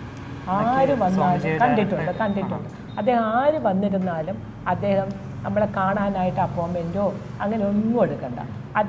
അദ്ദേഹം തന്നെ ഇറങ്ങി വന്ന് നമ്മളെ സ്വീകരിച്ചു കൊണ്ടുപോകും. അത്രയ്ക്ക് വളരെ പവർഫുള്ളാണ്. അദ്ദേഹത്തിൻ്റെ ഒരു ബ്ലെസ്സിങ് തന്നെ ഉണ്ട്. കൈയെടുത്ത് ഇങ്ങനെ ആക്കിയാൽ തന്നെ നമ്മളിൽ ആ എനർജി വരും. അത്ര വളരെ നല്ല സാധുവായിട്ടുള്ള മനുഷ്യനായിരുന്നു അദ്ദേഹം എന്ന് പറയുന്നത്. പിന്നെ പബ്ലിസിറ്റി ഇഷ്ടമില്ലായിരുന്നു. അതുകൊണ്ടാണ് ഈ ശരിക്കും തമിഴ്നാട്ടിലൊക്കെ എല്ലാവർക്കും, തമിഴ്നാട്ടിലും മറ്റുള്ള സ്റ്റേറ്റിലൊക്കെ എല്ലാവർക്കും അറിയാം. കേരളത്തിൽ മാത്രം അറിഞ്ഞുവിടാന്ന് പറഞ്ഞു. കേരളത്തിൽ സ്വാമിജി വന്നിട്ടുണ്ട്, കായംകുളത്ത് വന്നിട്ടുണ്ട്. പിന്നെ നമ്മുടെ തമ്പാനൂർ ഒരു ശിവക്ഷേത്രം ഉണ്ടല്ലോ, അവിടുത്തെ ഒരു മണ്ഡപം ഉണ്ടായിരുന്നു. അവിടെ അദ്ദേഹം ചെന്തിട്ട അദ്ദേഹം അവിടെ ഒരു ദീക്ഷ കൊടുക്കാൻ വേണ്ടി വന്നിട്ടുണ്ട്. പക്ഷേ തിരുവനന്തപുരത്ത് ഒരു ട്രസ്റ്റ് ഇല്ലായിരുന്നു. അപ്പോൾ എങ്ങനെ 2013 അങ്ങനെ ഒരു ട്രസ്റ്റ് ഇവിടെ ട്രസ്റ്റ് അങ്ങനെ ആദ്യം എനിക്ക് ഇഷ്ടമില്ലായിരുന്നു. ഇതിനകത്ത് അപ്പം കാരണം നമ്മൾ ഇപ്പോൾ സ്വന്തമായിട്ട് ഇരുന്ന് ധ്യാനമൊക്കെ ചെയ്യുന്ന സമയത്ത് പിന്നെ ഈ ട്രസ്റ്റൊക്കെ വന്നു കഴിഞ്ഞാൽ അതൊക്കെ ഇതായി പോകുമോ എന്നുള്ള ഒരു ചിന്തയായിരുന്നു എൻ്റെ മനസ്സിൽ. പക്ഷെ അത് പിന്നീട് സ്വാമിജിയുടെ ഏറ്റവും വലിയ അഭിലാഷം എന്താണ്? സ്പിരിച്വൽ സർവീസാണ്. അപ്പോൾ ആ 2013 ട്രസ്റ്റ് തുടങ്ങി അന്ന് മുതൽ ഇത് ഇത് ചാരിറ്റിയാണ്. നമ്മൾ ചെയ്യുന്ന എല്ലാം ഈ പറയുന്ന മാസ്റ്റേഴ്സിനോ മറ്റുള്ളവർക്കോ നമ്മൾ സാമ്പത്തികമല്ല. ഇതിൽ ശരിക്കും പറഞ്ഞെങ്കിൽ നമ്മൾ ആ സ്പിരിച്വൽ സർവീസാണ് ചെയ്യുന്നത്. അപ്പോൾ അത് അന്ന് മുതൽ ഇവിടെ പഠിപ്പിക്കുന്നുണ്ട്. ആ സർവീസ് ചെയ്യുന്ന ഗുരുവിന് വേണ്ടി ചെയ്യുന്ന ഏറ്റവും വലിയ ഗുരുദക്ഷിണയായിട്ട് കണക്കാക്കി അപ്പോൾ ആ സ്പിരിച്വൽ സർവീസ് ചെയ്യുമ്പോഴാണ് നമുക്കും എന്ത് ചെയ്യുന്നത്, അതിലോട്ട് ഗാഢമായിട്ട് നമുക്ക് പോകാൻ സാധിക്കുന്നതും അതുകൊണ്ടാണ്. അതാണ് ശരിക്കും നമ്മൾ ഈ സിസ്റ്റത്തിൽ നിന്ന് എൻ്റെ ഗുരുനാഥൻ എന്നെ കൊണ്ട് എത്തിച്ചു. അത് നമുക്കെല്ലാവർക്കും ഒരു കാരണ ഗുരു കാണും അല്ലേ? അത് ആ ഗുരു മാതാപിതാ ഗുരു ദൈവം അല്ലേ? മാതാവ് ആരാണെന്ന് ഒരു കുട്ടിക്ക് ആരും പറഞ്ഞു കൊടുക്കേണ്ട ആവശ്യമില്ല അല്ലേ? പക്ഷെ പിതാവ് ആരാണെന്ന് ആര് പറയും? മാതാവ് ആരെയാണോ ചൂണ്ടിക്കാണിച്ചിട്ട് ഇതാണ് നിൻ്റെ അച്ഛൻ എന്ന് പറഞ്ഞാൽ ആ കുട്ടി അദ്ദേഹത്തിന് അച്ഛനെന്ന് വിളിക്കും. പക്ഷെ ഗുരുവാണ് നമ്മൾ എന്ത് ചെയ്യുന്നത്, ഈശ്വരനിലോട്ടല്ലേ. ഇപ്പോൾ ഗുരു ഏറ്റവും ഒരാളുടെ ലൈഫിലെ ഏറ്റവും അത്യാവശ്യമാണ് ഒരു ഗുരു. ആ ഗുരുവാണ് വെളിച്ചം നമ്മളെ കാണിച്ചു തരുന്നത്. അതാണ് ഇതിനെക്കുറിച്ച് പറയാനുള്ളത്. എത്തിച്ചേർന്നത് അന്ന് മുതൽ ഇന്ന് വരെ ഇവിടെ മുടക്കമില്ലാതെ എല്ലാ മാസം ക്ലാസ് നടത്തുന്നുണ്ട്. ആൾക്കാർ നമ്മളിവിടെ പബ്ലിസിറ്റി ഒന്നും കൊടുക്കാറില്ല. പക്ഷേ എല്ലാവരും കേട്ടറിഞ്ഞ് പഠിച്ചവർ തന്നെയാണ് അടുത്ത വിദ്യാർത്ഥികളെ ഇവിടെ കൊണ്ടുവരുന്നത്. നമ്മൾ ഈ സർവീസിൽ ഇരുന്നപ്പോഴേ ഈ ഒരു ഫീൽഡിലോട്ട് വന്നു. പക്ഷേ ഞാൻ സർവീസ് ഇരിക്കുമ്പോഴേ ഈ ഫീൽഡിലോട്ട് വന്നു. പക്ഷേ എനിക്ക് അന്ന് ഞാൻ മെഡിറ്റേഷൻ ധ്യാനമൊക്കെ ഞാൻ കൃത്യമായി അന്ന് ഞാൻ എല്ലാം ചെയ്യുമായിരുന്നു. ഏത് ഓഫീസിലായിരുന്നു? ഞാൻ ഡെപ്യൂട്ടി ലേബർ കമ്മീഷണറായിരുന്നു, റിട്ടയർ ചെയ്തു. അപ്പോൾ ശരിക്കും ആ ഇരിക്കുന്ന സമയത്തൊക്കെ എൻ്റെ ഈ സ്ഥലം എൻ്റെ പൂജാമുറി കം മെഡിറ്റേഷൻ ഹാളായിരുന്നു. പിന്നെ ഈ 13 അതിന് ശേഷം ഞാൻ ഒരു കൈലാസയാത്ര കഴിഞ്ഞ് വന്നതിന് ശേഷമാണ് ഞാനിത് സ്റ്റാർട്ട് ചെയ്തത്. അപ്പോൾ അതിന് ശേഷം അന്ന് മുതൽ ഇന്ന് വരെ ക്ലാസ് എടുക്കുന്നുണ്ട്, വരുന്നവർക്ക് പഠിപ്പിച്ചും കൊടുക്കുന്നുണ്ട്. ക്ലാസ് ടൈമിംഗ് എങ്ങനെയാണ്? എല്ലാ മാസവും? അതാണ്, എല്ലാ മാസവും ക്ലാസ് ഉണ്ട്. ഇപ്പം നമ്മുടെ എന്ന് വെച്ചാൽ ഇത് പബ്ലിസിറ്റി കൊടുക്കാറില്ല. അപ്പോൾ അതുകൊണ്ട് ഇപ്പം വരുന്നവർ പഠിച്ചവർ തന്നെയാണ്. ഇപ്പം ഈ മാസം ഇപ്പം നാളെ തൊട്ട് പുതിയ ബാച്ച് തുടങ്ങുകയാണ്. അപ്പോൾ ശരിക്കും പുതിയ ആൾക്കാർ വരുന്ന സമയത്ത് വിളിക്കും ഇത്ര പേര്. അപ്പം നമ്മളൊരു 7-8 പേരാകുമ്പോഴത്തേക്കും ക്ലാസ് സ്റ്റാർട്ട് ചെയ്യും. അപ്പോൾ നേരത്തെ കൊറോണയ്ക്ക് മുമ്പ് വരെ 10, 15, 20 പേര് വന്നുകൊണ്ടിരുന്നു. ആ കൊറോണ സമയമായപ്പോൾ കുറേ ദിവസം ക്ലാസ്സൊന്നും ഇല്ലാതായതിനു ശേഷമാണ് പിന്നെ ആ ക്ലാസ്സിൻ്റെ ഒരു ഇതില്ലാതായി. ഇപ്പോൾ വീണ്ടും നമ്മുടെ വരുന്നു, ക്ലാസ് എടുക്കുന്നു. അവർക്കെല്ലാവർക്കും പിന്നെ അവരടുത്തവർ നമ്മുടെ അടുത്ത ക്ലാസ്സിന് നമുക്ക് അടുത്ത ബാച്ചിൽ ഞങ്ങൾ 2-3 പേരുണ്ട്, അവരെ കൊണ്ടുവരണം. അപ്പം അങ്ങനെ ഓരോരുത്തരും പറഞ്ഞിട്ടുണ്ട്. അപ്പോൾ വരുന്നവർക്കെല്ലാം നമ്മൾ ക്ലാസ് എടുക്കാറുമുണ്ട്. നമ്മളിടയ്ക്ക് റെയിൽവേയിൽ പോയി ക്ലാസ് എടുത്തു. അതുപോലെ ഈ SP ഫോർട്ട് ഹോസ്പിറ്റലിലെ നഴ്സുമാർക്ക്, അനന്തപുരി ഹോസ്പിറ്റലിലെ നഴ്സുമാർക്ക് ഒക്കെ നമ്മൾ ക്ലാസ് എടുത്തായിരുന്നു. കിംസിലെ 1-2 ഡോക്ടേഴ്സൊക്കെ വന്നിട്ടുണ്ട്. അപ്പോൾ അതിലെല്ലാം വന്ന് ഇങ്ങനെ ക്ലാസ് അറിഞ്ഞ് വന്ന് ക്ലാസ് എടുക്കാറുണ്ട്. അമ്മ, ഒരു സംശയം ചോദിക്കുകയാണ്. ആധ്യാത്മികമായിട്ട് ഒരു ബന്ധമില്ലാത്തൊരു വ്യക്തി ആണെങ്കിൽ അവർ ഈ സ്കൈ യോഗ പഠിക്കാൻ വേണ്ടി വന്നാൽ അവർക്ക് ഈ ഒരു മെത്തേഡുമായിട്ട് യോജിച്ച് പോകാൻ സാധിക്കുമോ? നല്ലൊരു ചോദ്യമാണ്. തീർച്ചയായിട്ടും. അത് ശരിക്കും അതിന് മുമ്പ് ഞാനൊരു കുറച്ച് കാര്യങ്ങൾ സ്വാമിയോട് ചോദിക്കാനുണ്ട്. ഒരു മനുഷ്യൻ ഇവിടെ ജനിക്കുന്നു അല്ലേ? നമുക്കറിയില്ല ഒരു മനുഷ്യൻ ജനിക്കുന്നത് നമ്മുടെ ഇതല്ല. അതായത് ഒരു കുഞ്ഞ് ജനിച്ചു കഴിയുമ്പോൾ തന്നെ ഈ ജനിക്കുന്നത് തന്നെ എന്തിനാണ് മനുഷ്യരായിട്ട് നമ്മൾ ഒരുപാട് ജന്മങ്ങൾ എടുത്തും പല രീതിയിലുള്ള സസ്യങ്ങളായിട്ടും ജീവജാലം അങ്ങനെയൊക്കെ ജനിച്ചിട്ടാണ് ഒരു മനുഷ്യജന്മം തന്നെ കിട്ടുന്നത്. പുണ്യമായ പവിത്രമായ ജന്മമാണ് മനുഷ്യജന്മം എന്ന് പറയുന്നത്. ആ ജന്മം എടുക്കുന്നത് എന്തിനു വേണ്ടിയാണ്? What the purpose of life? അതായത് നമ്മൾ ഏത് ശക്തിയിൽ നിന്നാണോ വന്നത് ആ ശക്തിയിലോട്ട് തിരിച്ച് പോവുക എന്നുള്ളതാണ് ഓരോ മനുഷ്യൻ്റെയും ജീവിത ലക്ഷ്യം. പക്ഷെ നമ്മളിവിടെ വരുന്നു, മറന്നുപോകും അല്ലേ? ആ എന്താണ് ജീവിത ലക്ഷ്യം എന്നുള്ളത് നമ്മൾ മറന്നു പോകുന്നു, മായ കൊണ്ട് മൂടി അല്ലേ? എന്താണ്? അപ്പോൾ ശരിക്കും എന്തുകൊണ്ടാണ് അത് നമ്മൾ മനുഷ്യന് അത് പ്രാബല്യമാകാത്തത് പോകുന്നതെന്ന് വെച്ചാൽ ഒന്നാമത്തെ കാര്യം എന്ന് പറയുന്നത് മനുഷ്യൻ ശരിക്കും നമ്മൾ ഒരു അറിവില്ലായ്മയാണ് അല്ലേ. നമ്മൾ ഇവിടെ ജനിച്ചു, ഇവിടെ ജീവിച്ചു. അപ്പോൾ ഈ കൂടുതലും നമുക്കുണ്ടാകുന്നത് ഏതെന്നറിയാമോ? നമ്മൾ ഈ ഭൂമി ജീവിച്ച് കഴിയുമ്പോൾ ഏതിനാണ് പ്രാധാന്യം കൊടുക്കുന്നത്? ഭൗതികമായ ജീവിതം. അപ്പോൾ ഭൗതികമായിട്ടുള്ള വസ്തുക്കളോടും അതിനോടുള്ള നമ്മളുടെ മമതയാണ് അല്ലേ ഒരു മനുഷ്യൻ അതിൽ നിന്ന് അകറ്റുന്നത്. അപ്പോൾ ഈ ഭൗതികമായിട്ടുള്ളതെന്ന് വെച്ചാൽ നമുക്കറിയാം, നമ്മൾ പഞ്ചേന്ദ്രിയങ്ങൾക്ക് പ്രാധാന്യം കൊടുത്താണ് ഒരു മനുഷ്യനെ സംബന്ധിച്ചോളം നല്ല നല്ല നല്ല കാഴ്ചകൾ കാണുക അല്ലേ, നല്ല പാട്ട് കേൾക്കുക, അല്ലെങ്കിൽ നമ്മൾ 24 മണിക്കൂർ നമ്മളിങ്ങനെ ഓരോ കാര്യങ്ങൾ ചെയ്യും. ഇതെല്ലാം നമ്മൾ പഞ്ചേന്ദ്രിയങ്ങൾ കൊണ്ടാണ് ചെയ്യുന്നത്. അപ്പോൾ ഭൗതിക സുഖങ്ങളിലോട്ട് നമ്മൾ എന്ത് ചെയ്യുന്നു? ഭൗതിക തലത്തിലോട്ട് നമ്മൾ കൂടുതൽ ആണ്ട് പോകുന്തോറും ഇതെന്ത് ചെയ്യും? മറക്കപ്പെടും. ശരിയല്ല, അറിയത്തില്ല കുഞ്ഞിലേ മുതൽ. അപ്പോൾ കുഞ്ഞിലേ മുതൽ കൊച്ചു കുഞ്ഞായിരിക്കുമ്പോൾ നമ്മൾ കണ്ണടച്ച് ഇങ്ങനെ ചിരിച്ച് കളിച്ചൊക്കെ കിടക്കും. നമ്മുടെ അമ്മയൊക്കെയാണ് ഒരു കിലുക്കൊക്കെ വാങ്ങിച്ചു വരും, കണ്ണു തുറന്ന് വന്ന് നമ്മൾ ഔട്ട്സൈഡ് വേൾഡിലോട്ട് എന്ത് ചെയ്യുന്നത്? നമ്മളെ കൊണ്ടുവരുന്നത്. അന്നും പോലും നമ്മൾ ഈ ഭൗതിക തലത്തിന് പ്രാധാന്യം കൊടുത്ത് നമ്മൾ മനുഷ്യൻ ജീവിക്കും. അത് കഴിഞ്ഞ് രണ്ടാമത്തെ കാര്യങ്ങൾ എന്ന് പറയുന്നത്, ഒരു മനുഷ്യൻ ഭൂമിയിൽ വരുന്ന സമയത്ത് കുറേ സാധനങ്ങളൊക്കെ കൊണ്ടുവരും. അതായത് കർമ്മഫലങ്ങളുണ്ട്. ഈ കർമ്മഫലങ്ങൾ എന്ന് പറയുന്നത് പ്രധാനമായിട്ടും 3 ഉള്ള കർമ്മഫലങ്ങളാണുള്ളത്. ഒന്നെന്ന് പറയുന്നത് സഞ്ചിത കർമ്മം. അതായത് ഒരു സ്പേമും അണ്ടം കൂടെ യോജിച്ചൊരു സൈഗോട്ട് ഫോം ചെയ്യും. അപ്പോൾ അച്ഛൻ്റെ 7 തലമുറയിൽപ്പെട്ട പാപകർമ്മങ്ങൾ, അമ്മയുടെ 7 തലമുറയിൽപ്പെട്ട പാപകർമ്മങ്ങൾ, നമ്മൾ എത്രയൊക്കെ ജന്മങ്ങൾ എടുത്തിട്ടുള്ളത് നമുക്കറിയില്ല. അപ്പോൾ ഈ പറയുന്ന കർമ്മഫലങ്ങളെല്ലാം കൊണ്ടാണ് നമ്മൾ എന്ത് ചെയ്യുന്നത്? ഈ ഭൂമിയിൽ വരുന്നത്. എല്ലാം സഞ്ചിയിലാക്കി കൊണ്ടുവരും. അതാണ് സഞ്ചിത കർമ്മം എന്ന് പറയുന്നത്. ഈ സഞ്ചിത കർമ്മത്തിൻ്റെ ആസ്പദമാക്കിയായിരിക്കും പിന്നെയുള്ള ജീവിതം അങ്ങോട്ട് വരുന്നത് അല്ലേ. അതായത് ഒരു മുറിക്കകത്ത് ഞാൻ ഒരു സ്ഥലത്ത് കുറേ സുഗന്ധദ്രവ്യങ്ങൾ വെച്ചിരിക്കുകയാണ്, അല്ലെങ്കിൽ സുഗന്ധദ്രവ്യങ്ങൾ പോക്കുകയാണ്. അവിടെ എന്ത് വരും? മണം, നല്ല മണമായിരിക്കും. വേറൊരിടത്ത് ഞാൻ കുറേ അഴുക്ക് കൊണ്ടുവച്ചേക്കുന്നത്, അപ്പോൾ അവിടുത്തെ സ്മെല്ല് ഏതായിരിക്കും? വേറൊരിടത്ത് അല്ലേ.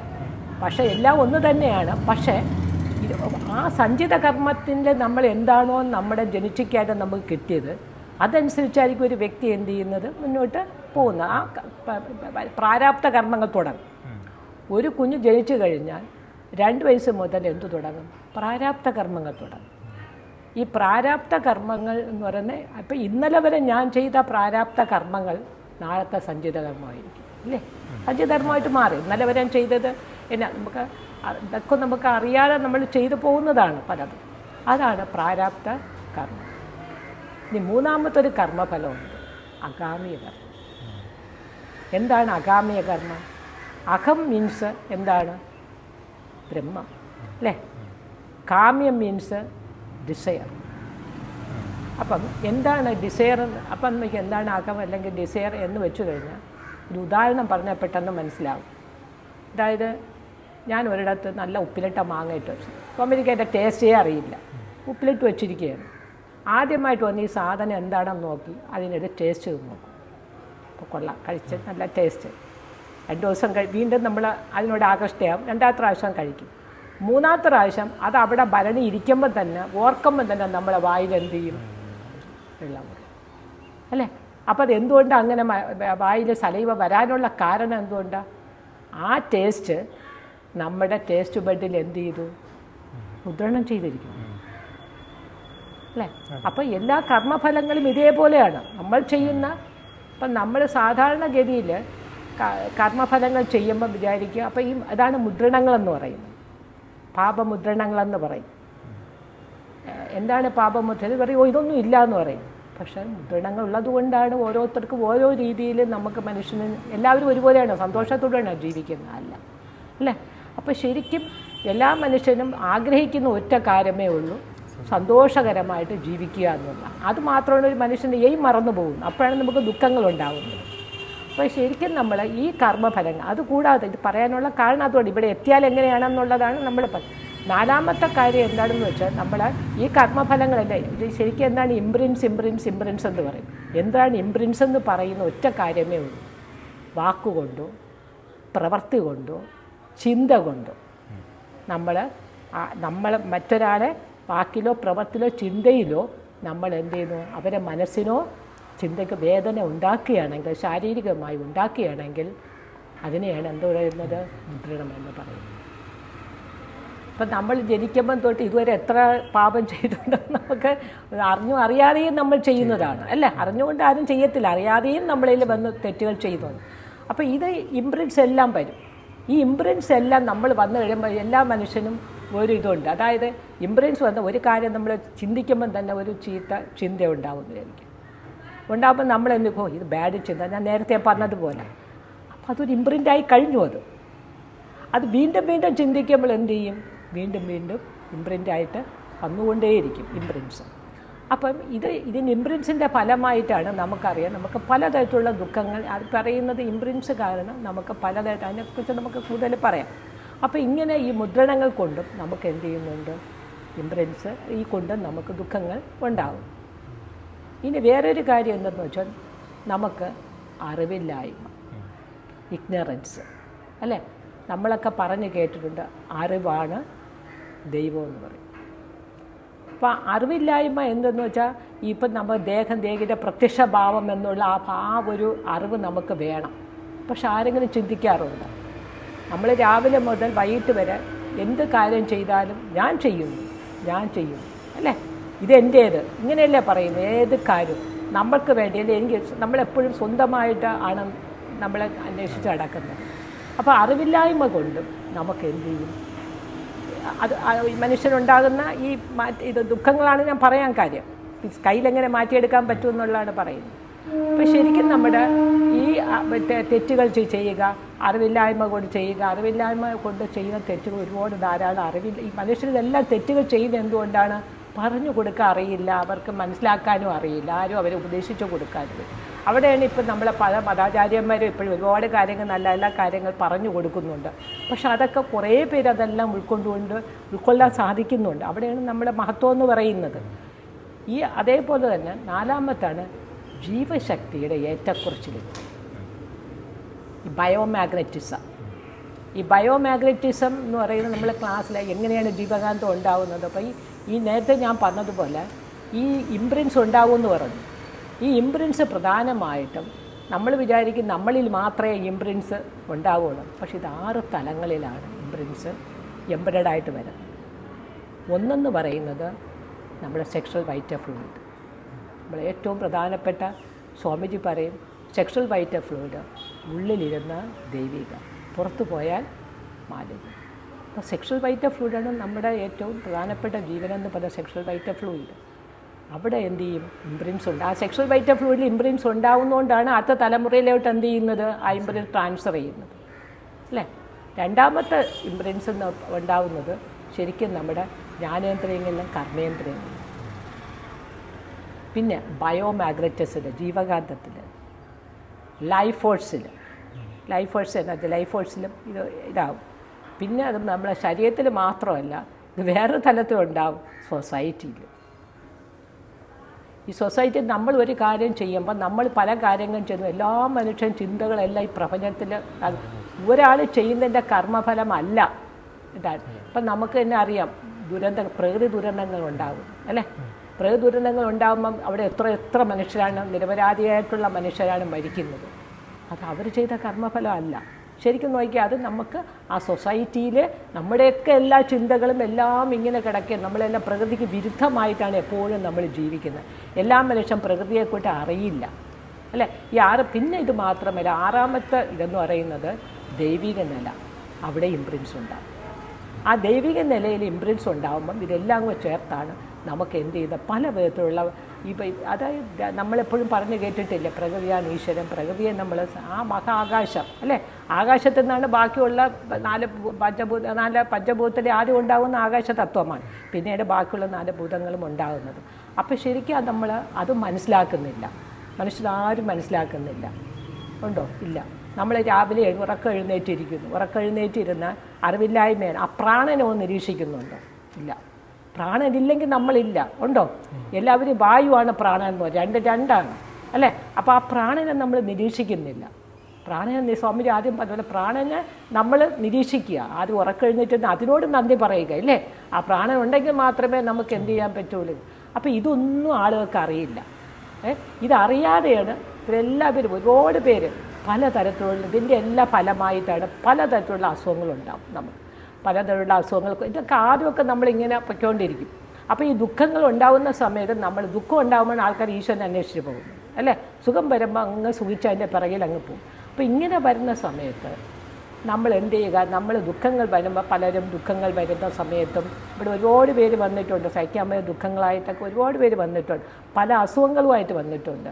അപ്പം ഇതൊന്നും നമ്മുടെ കഴിവല്ല, ഗുരുവിൻ്റെ കഴിവാണ്. അപ്പം ഇങ്ങനെ വരുന്ന സമയത്ത് അവർക്ക് ഒന്നും അറിവിടാതെയാണ് വരുന്നത്. വന്നു കഴിഞ്ഞ് ഇത് അവർക്ക്, അതിനാണ് ഞാൻ നേരത്തെ പറഞ്ഞത് 10 തലങ്ങളുണ്ടെന്ന് പറഞ്ഞത്. ഇത് ഓരോന്നായിട്ട് ദീക്ഷ കൊടുത്ത് ഇതെക്കുന്ന സമയത്ത് he will change or she will change. അവർക്കപ്പോൾ യാഥാർത്ഥ്യം എന്താണെന്ന് മനസ്സിലാകുമ്പം നമ്മൾ സ്വാമിജി പറയും, ഇത് ഈ ജന്മത്തിൽ പഠിച്ചിട്ട് ചെയ്യാതിരുന്നാൽ പോലും അതിൻ്റെ സീഡ് അവിടെ കിടക്കും. അടുത്ത ജന്മാകുമ്പോൾ അത് സ്പ്രൗട്ട് ചെയ്യും. അപ്പം നമ്മൾ അത് ഓരോ പ്രാവശ്യവും നമ്മൾ ഈ പഠിച്ച് കഴിയുന്ന സമയത്ത് നമുക്ക് ഇവിടെ വരുന്നവരെല്ലാവരും അങ്ങനെയാണ്. സ്കൈ ട്രസ്റ്റ് വിട്ട് പോകത്തില്ല. വരുന്നവരെല്ലാം എന്നോട്ട് പഠിപ്പിച്ചു അന്ന് വരെ ഉള്ളത് ഇവിടെ എന്നോടൊപ്പം ഉണ്ട്. അപ്പോൾ എല്ലാവരും വരും, ഇവിടെ ഗ്രൂപ്പ് മെഡിറ്റേഷൻ ചെയ്യും എല്ലാം. അപ്പോൾ ഇത് ചെയ്തു വരുന്ന എല്ലാവരും കാരണം മനുഷ്യരാരും തന്നെ പെർഫെക്റ്റ് അല്ല. ഒരു രീതിയിൽ അല്ലെങ്കിൽ വേറെ രീതിയിൽ നമുക്ക് എല്ലാവർക്കും അറിയാം, എല്ലാവർക്കും അഡ്വാൻറ്റേജും തന്മയും ഉണ്ട് തിന്മയും ഉണ്ട്. പക്ഷെ നമ്മൾ തിന്മയെ കണ്ടെത്തി ആ നന്മ കണ്ടെത്തുക, തിന്മയെ മാറ്റുക. അപ്പോൾ അതിവിടെ വരുന്ന സമയത്ത് നമ്മൾ ഈ ധ്യാനങ്ങളൊക്കെ പറഞ്ഞു കൊടുത്തിട്ട് ഈ പറയുന്ന നമ്മുടെ മൂലാധാര ധ്യാനം ചെയ്യുമ്പോൾ തന്നെ സഞ്ചിത കർമ്മങ്ങളൊക്കെ ഒരു നല്ല വ്യത്യാസം വരും.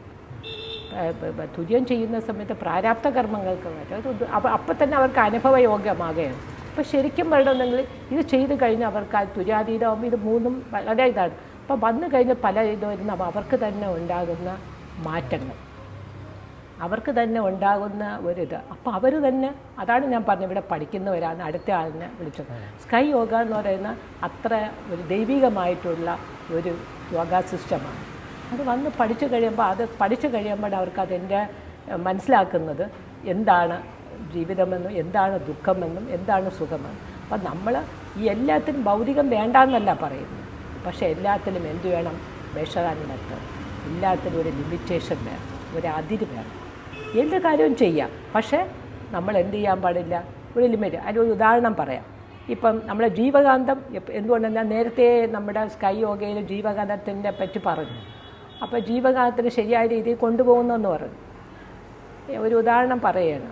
നമ്മളിപ്പം നല്ല വെയിലത്ത് നിൽക്കുകയാണ്, നടന്നു പോവുകയാണ്, നല്ല വെയിൽ നടന്നു പോകുന്ന സമയത്ത് നമ്മൾ പോയിട്ട് നല്ല ചൂടാണ്, പോയിട്ട് നമ്മൾ സിനിമാ ക്വാർട്ടേഴ്സിൽ പോവുകയാണ്. സിനിമാ ക്വാർട്ടേഴ്സിൽ പോകുമ്പം നേരെ വന്ന് തിയേറ്ററിനകത്ത് കയറും. അപ്പോൾ അവിടെ എന്തെങ്കിലും കാണാൻ പറ്റുമോ? ഇല്ല. എന്തുകൊണ്ട് സംഭവിക്കുന്നു? അതായത് നല്ല വെയിലത്ത് നടന്നു പോകുമ്പം അവിടെ ഒരു 10 യൂണിറ്റാണെന്ന് വിചാരിക്കട്ടെ അതിൻ്റെ. അപ്പം നമ്മളെ ഇതൊക്കെ എന്ത് ചെയ്യുക, അതനുസരിച്ചായിരിക്കും നമ്മൾ അഡ്ജസ്റ്റ് ചെയ്ത് ഒരു 10 യൂണിറ്റ് എനർജിക്ക് പിടിക്കത്തക്ക വിധത്തിലായിരിക്കും. നമ്മൾ നേരെ സിനിമ മുറിക്കകത്തോട്ട് കയറുമ്പോൾ ആദ്യം ഒന്നും കാണാൻ പറ്റില്ല, കുറച്ച് കഴിയുമ്പോഴാണ് കാണാൻ സാധിക്കുന്നു. എന്തുകൊണ്ടാണ്? അപ്പം അത്രയും യൂണിറ്റ് ജീവകാന്തം ഉപയോഗിച്ചാണ് നമ്മൾ എന്ത് ചെയ്യുന്നത്, വെളിയിൽ പുറത്ത് നിൽക്കുന്നത്. തിരിച്ച് കയറുമ്പം ഇരുട്ട് മുറിക്കകത്ത് 3 യൂണിറ്റ് മതി. അപ്പോൾ അവിടെ നിന്ന് 10 യൂണിറ്റിൽ നിന്ന് തിരിച്ചെങ്ങോട്ട് വരണം, 3 യൂണിറ്റിലോട്ട് വരണം.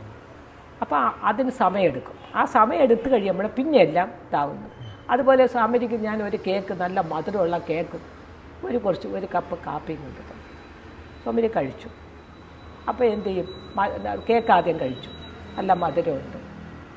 കാപ്പി കുടിക്കുമ്പോൾ നമുക്ക് എന്ത് ചെയ്യും, മധുരം ഫീൽ ചെയ്യുമോ? ഇല്ല. എന്തുകൊണ്ടാണ്?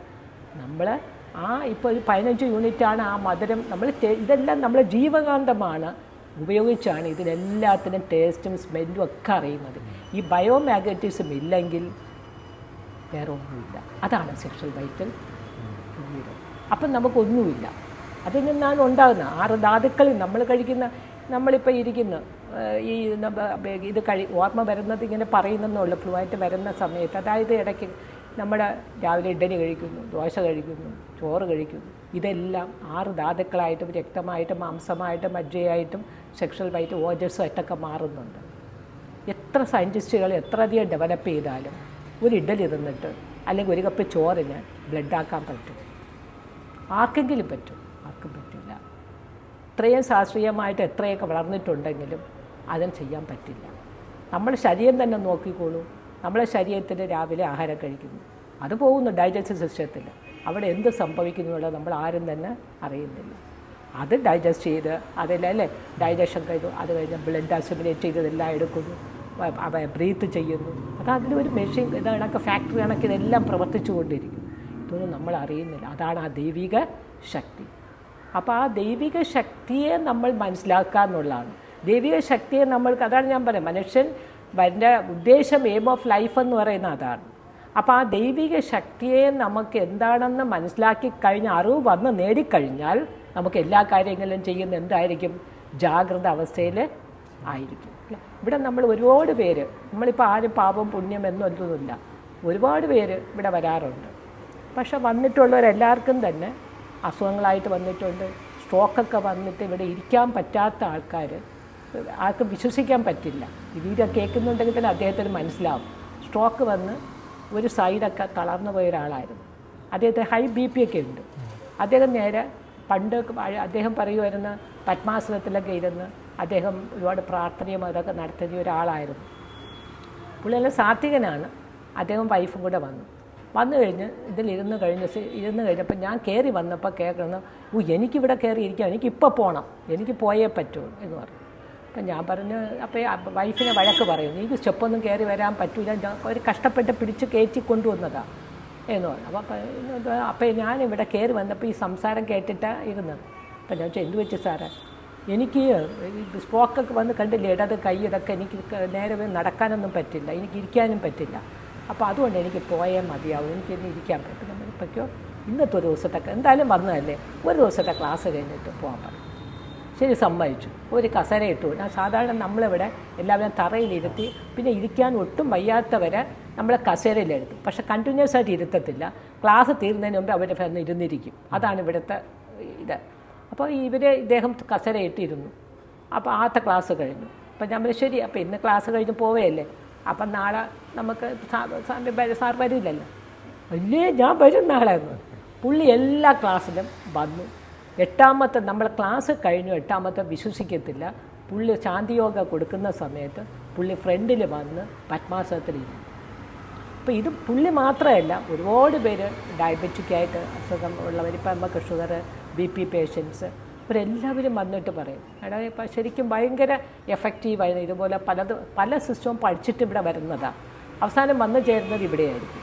അപ്പോൾ അത് കൈയൊക്കെ ഒന്നും അറിയാത്ത വ്യക്തികളെ നമുക്ക് അതിൽ നിന്ന് ഉയർത്തി കൊണ്ടുവരാൻ വേണ്ടിയാണ് വേദാദ്രി മഹർഷി ഇത് ചിട്ടപ്പെട്ടി എടുത്തു തന്നെ. കാരണം ആർക്കും ആത്മീയത അറിയത്തില്ല, സ്പിരിറ്റ് എന്താണെന്ന് അറിയത്തില്ല, അല്ലെങ്കിൽ എന്താണ് ജീവിതമെന്ന് ആർക്കും അറിയില്ല.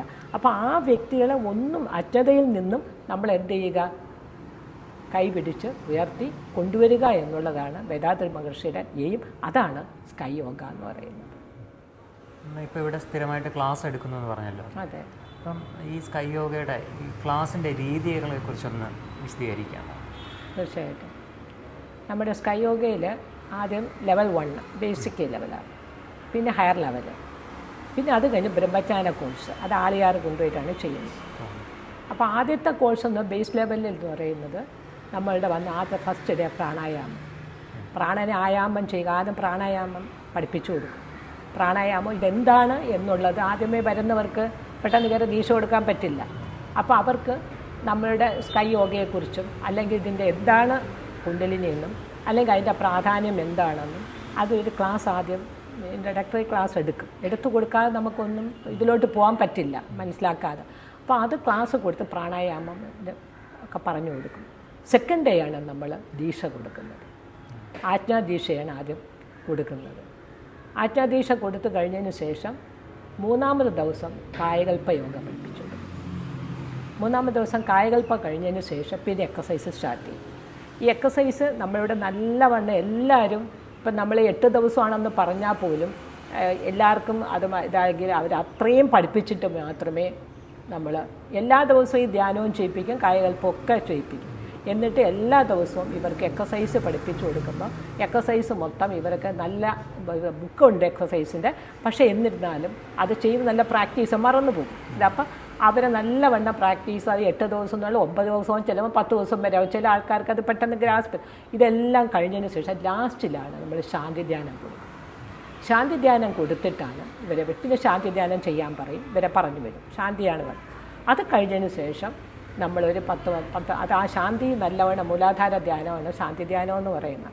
അപ്പോൾ അവിടെ നല്ലവണ്ണം ഉണർവ് കെട്ടി നല്ല ഇതിൽ കെട്ടിയതിന് ശേഷം ഒരു 10 ദിവസം കഴിഞ്ഞതിന് ശേഷം ഇവരെ വിളിപ്പിച്ച് തുര്യദീക്ഷ കൊടുക്കും. തുര്യദീക്ഷ കൊടുത്തു കഴിഞ്ഞതിന് ശേഷം പിന്നെ വരുന്നത് നമ്മുടെ സിസ്റ്റത്തിൽ ഹയർ ലെവലാണ്. ഹയർ ലെവലിൽ വരുന്നതാണ് ഇൻട്രോസെപ്ഷൻ. ഇൻട്രോസെപ്ഷൻ എന്ന് പറയുമ്പം ആത്മപരിശോധന. അതാണ് ഞാൻ പറഞ്ഞത്. ആത്മപരിശോധന എന്ന് പറയുന്നത് നമ്മളെ ഈ ഒന്നും അറിയാത്ത വ്യക്തികളെ കൊണ്ടുവരുന്നതല്ലേ. അപ്പോൾ അതിൽ പ്രധാനമായിട്ടൊന്ന് ആദ്യം വരെ ചിന്തകളുടെ വിശകലനം. ചിന്തകൾ എത്ര വിധമുണ്ട്, ആ ചിന്തകൾ നമുക്ക് എങ്ങനെ മാറ്റിയെടുക്കാം, അതിന് നമ്മൾ തുര്യത്തിലിരുന്ന് ഈ ചിന്തകളെ നമുക്ക് മാറ്റാൻ പറ്റും. ഓരോ ചിന്ത വരും അത് പഠിപ്പിച്ചു കൊടുക്കും എങ്ങനെയാണ് അത് മാറ്റേണ്ടത്. ആ ഇൻട്രോസെപ്ഷൻ എന്ന് പറയുന്നത് അങ്ങനെയാണ്. ചിന്തകളുടെ വിശകലനം, അതുപോലെ 2 ആഗ്രഹങ്ങളുടെ ധാർമ്മികരണം, മോറലൈസേഷൻ ഓഫ് ഡിസൈർസ്. അതായത് ആഗ്രഹങ്ങൾ എല്ലാ വ്യക്തികൾക്കും വേണം. ആഗ്രഹങ്ങളില്ലാതെ നമുക്ക് മുന്നോട്ട് പോകാൻ മനുഷ്യനായിട്ട് ജനിച്ചു കഴിഞ്ഞാൽ ആഗ്രഹങ്ങളെല്ലാം വേണം അല്ലേ. ഒരാൾക്കൊരു ആത്മസാക്ഷാത്കാരം വേണം എന്ന് ഉദ്ദേശിക്കുന്നതും ഒരാഗ്രഹമാണ് അല്ലേ. അപ്പോൾ ഈ ആഗ്രഹങ്ങൾ പക്ഷേ അതിന് എന്തുകൊണ്ടാണ് മോറലൈസേഷൻ. അതിന് നമുക്ക് എന്ത് ചെയ്യണം, ആഗ്രഹങ്ങളുടെ ധാർമ്മികരണം വേണം. എല്ലാ ആഗ്രഹങ്ങളും നമുക്ക് പലതും സാധിക്കും. നമുക്ക് ഇംപ്രൻസ് ഉണ്ടാക്കും, നമുക്ക് ഭാവിയിൽ ബുദ്ധിമുട്ടുണ്ടാക്കുന്ന ആഗ്രഹങ്ങളായിരിക്കും. അപ്പോൾ ആ ആഗ്രഹങ്ങളെ നമുക്ക് മോറലൈസേഷൻ ചെയ്ത് നമുക്ക് ധാർമ്മികരണം ചെയ്തിട്ട് ഏത് ആഗ്രഹം നമുക്ക് നല്ല രീതിയിൽ ചെയ്യാൻ സാധിക്കും അല്ലേ. ആ ഒരു ആഗ്രഹം ഇപ്പോൾ ഒരാൾക്ക് പൈസ ഇല്ലാത്ത സമയത്ത് ഒരു വലിയ ബെൻസ് കാർ എടുക്കണമെന്ന് വെച്ചാൽ നടക്കും, ആഗ്രഹമായിരിക്കും. പക്ഷേ നമുക്ക് പരിസ്ഥിതിയുമായിട്ട് ബന്ധപ്പെട്ട് നമുക്ക് ജീവിത സാഹചര്യങ്ങൾ അനുസരിച്ചുള്ള ആഗ്രഹങ്ങൾ നമുക്ക് കൂടിയേ തീരും അല്ലേ. അതാണ് നമ്മൾ മുന്നോട്ട് കൊണ്ടുപോകുന്നത്. അപ്പോൾ അതാണ് ധാർമ്മികരണം. മൂന്നാമത് വരണ കോപനിർമാർജനം. ഈ കോപനിർമാർജനം എന്ന് പറയുന്നത് അതായത് നമുക്കറിയാം നമ്മുടെ ഒരു മനുഷ്യന് അപ്പോഴും എന്തെങ്കിലും പറയുന്ന ഈവൻ ഒരു ചെറിയ ഉറുമ്പിനെ എടുത്താൽ പോലും ഉറുമ്പിന് പോലും ദേഷ്യമാണ്. അത് കണ്ട് ഉറുമ്പ് അരിയും കൊണ്ട് പോകുന്ന സമയത്ത് പതുക്കെ തട്ടി കഴിയുമ്പോൾ അതുകൊണ്ടാകുന്ന പക്ഷേ ദേഷ്യം നമുക്കറിയാൻ പറ്റുന്നില്ല. അപ്പോൾ ദേഷ്യം എന്ന് പറയുന്നത് മനുഷ്യന് ഭയങ്കര ദേഷ്യമാണ്. എല്ലാ ജീവജാലങ്ങൾക്കും നമുക്ക് മൃഗങ്ങൾക്കും അറിയാം. ഈ മനുഷ്യനും അതാണ് ഞാൻ പറഞ്ഞത്. ഈ സസ്യങ്ങൾ മുതൽ മനുഷ്യർ വരെ ഉള്ളതിൽ മനുഷ്യന് മാത്രമാണ് 6ാം ഇന്ദ്രിയം എന്നുള്ളൊരു സാധനം കൊടുത്തിരിക്കുന്നത് അല്ലേ. വിവേചനമാണ്, എൻ്റെ മനസ്സാണ്. മൃഗങ്ങൾക്കതില്ല. മൃഗങ്ങൾ വരെ വരുമ്പോൾ നട്ടൽ എങ്ങനെ ഇരിക്കുന്നത്, പാരലായിട്ടാണ്, ഭൂമിക്ക് പാരലായിട്ട്. മനുഷ്യന് മാത്രമേ എന്തിനാ തന്നിരിക്കുന്നത്, ആ ദൈവിക ശക്തിയെ മനസ്സിലാക്കാൻ വേണ്ടി അല്ലേ. അപ്പം സസ്യങ്ങളെ പോയി നമുക്ക് മനസ്സിലാവുന്ന അതിന് ഒരു ഇന്ദ്രിയമേ ഉള്ളൂ സസ്യങ്ങൾക്ക്, ടച്ച്. നമ്മൾ സ്പർശിച്ച് എന്ത് പറഞ്ഞെന്നാലും സസ്യങ്ങൾക്ക് മനസ്സിലാക്കാൻ എല്ലാ സകല ജീവജാലങ്ങളിലും നമുക്കറിയാം ഉള്ള. അപ്പം ശരിക്കും അതാണ് മനുഷ്യനുള്ള വിവേചനം എന്ന് പറയുന്നത്. അപ്പോൾ ഈ പറയുന്നത് പോലെ നമ്മളപ്പോൾ ആ സമയത്ത് നമ്മൾ ഈ കോപം ഉണ്ടാകുന്ന സമയത്ത്, കോപം എന്ന് പറഞ്ഞാൽ എല്ലാ മനുഷ്യനും ഉണ്ടാകുന്നതാണ്. നമ്മൾ നല്ല രീതിയിലുള്ള മെഡിറ്റേഷനൊക്കെ ചെയ്തു നല്ല എനർജിയൊക്കെ ആയിട്ട് നമ്മൾ ഇരിക്കുകയാണ്. പെട്ടെന്നൊരു ദേഷ്യം വന്നു, എന്ത് ചെയ്യും? ഇതുവരെ നമ്മൾ സ്റ്റോർ ചെയ്തതെല്ലാം പോയി കിട്ടി. അപ്പോൾ ശരിക്കും അതിന് കോപനിർമാർജനം വേണം. കോപത്തെ ഇല്ലാതാക്കണം, പേഷ്യൻസാണ് അല്ലേ. സ്വാമിജി പറയുന്നൊരു വാക്കുണ്ട്, 3C + 1D മെയിൻറ്റെയിൻ ചെയ്യും. ഇപ്പോഴത്തെ കാലത്ത് വലിയ ബുദ്ധിമുട്ടാണ്. 3C എന്ന് പറയുന്നത് no comment, no command, no complaint, no demand. പക്ഷെ നമ്മൾ ഇപ്പോഴത്തെ കാലത്ത് തന്നെ കമൻറ്റ് പറയാത്ത ആരെങ്കിലും ഉണ്ട്. ഈ കമൻറ്റ് പറയുമ്പോൾ നമുക്ക് എന്തുണ്ടാവും, മുദ്രണവും ഉണ്ടാവും. ശരിക്കും അതന്നെ എൻ്റെ ക്ലാസ്സിലുള്ള സ്റ്റുഡൻസിനൊക്കെ പറയാറുണ്ട്.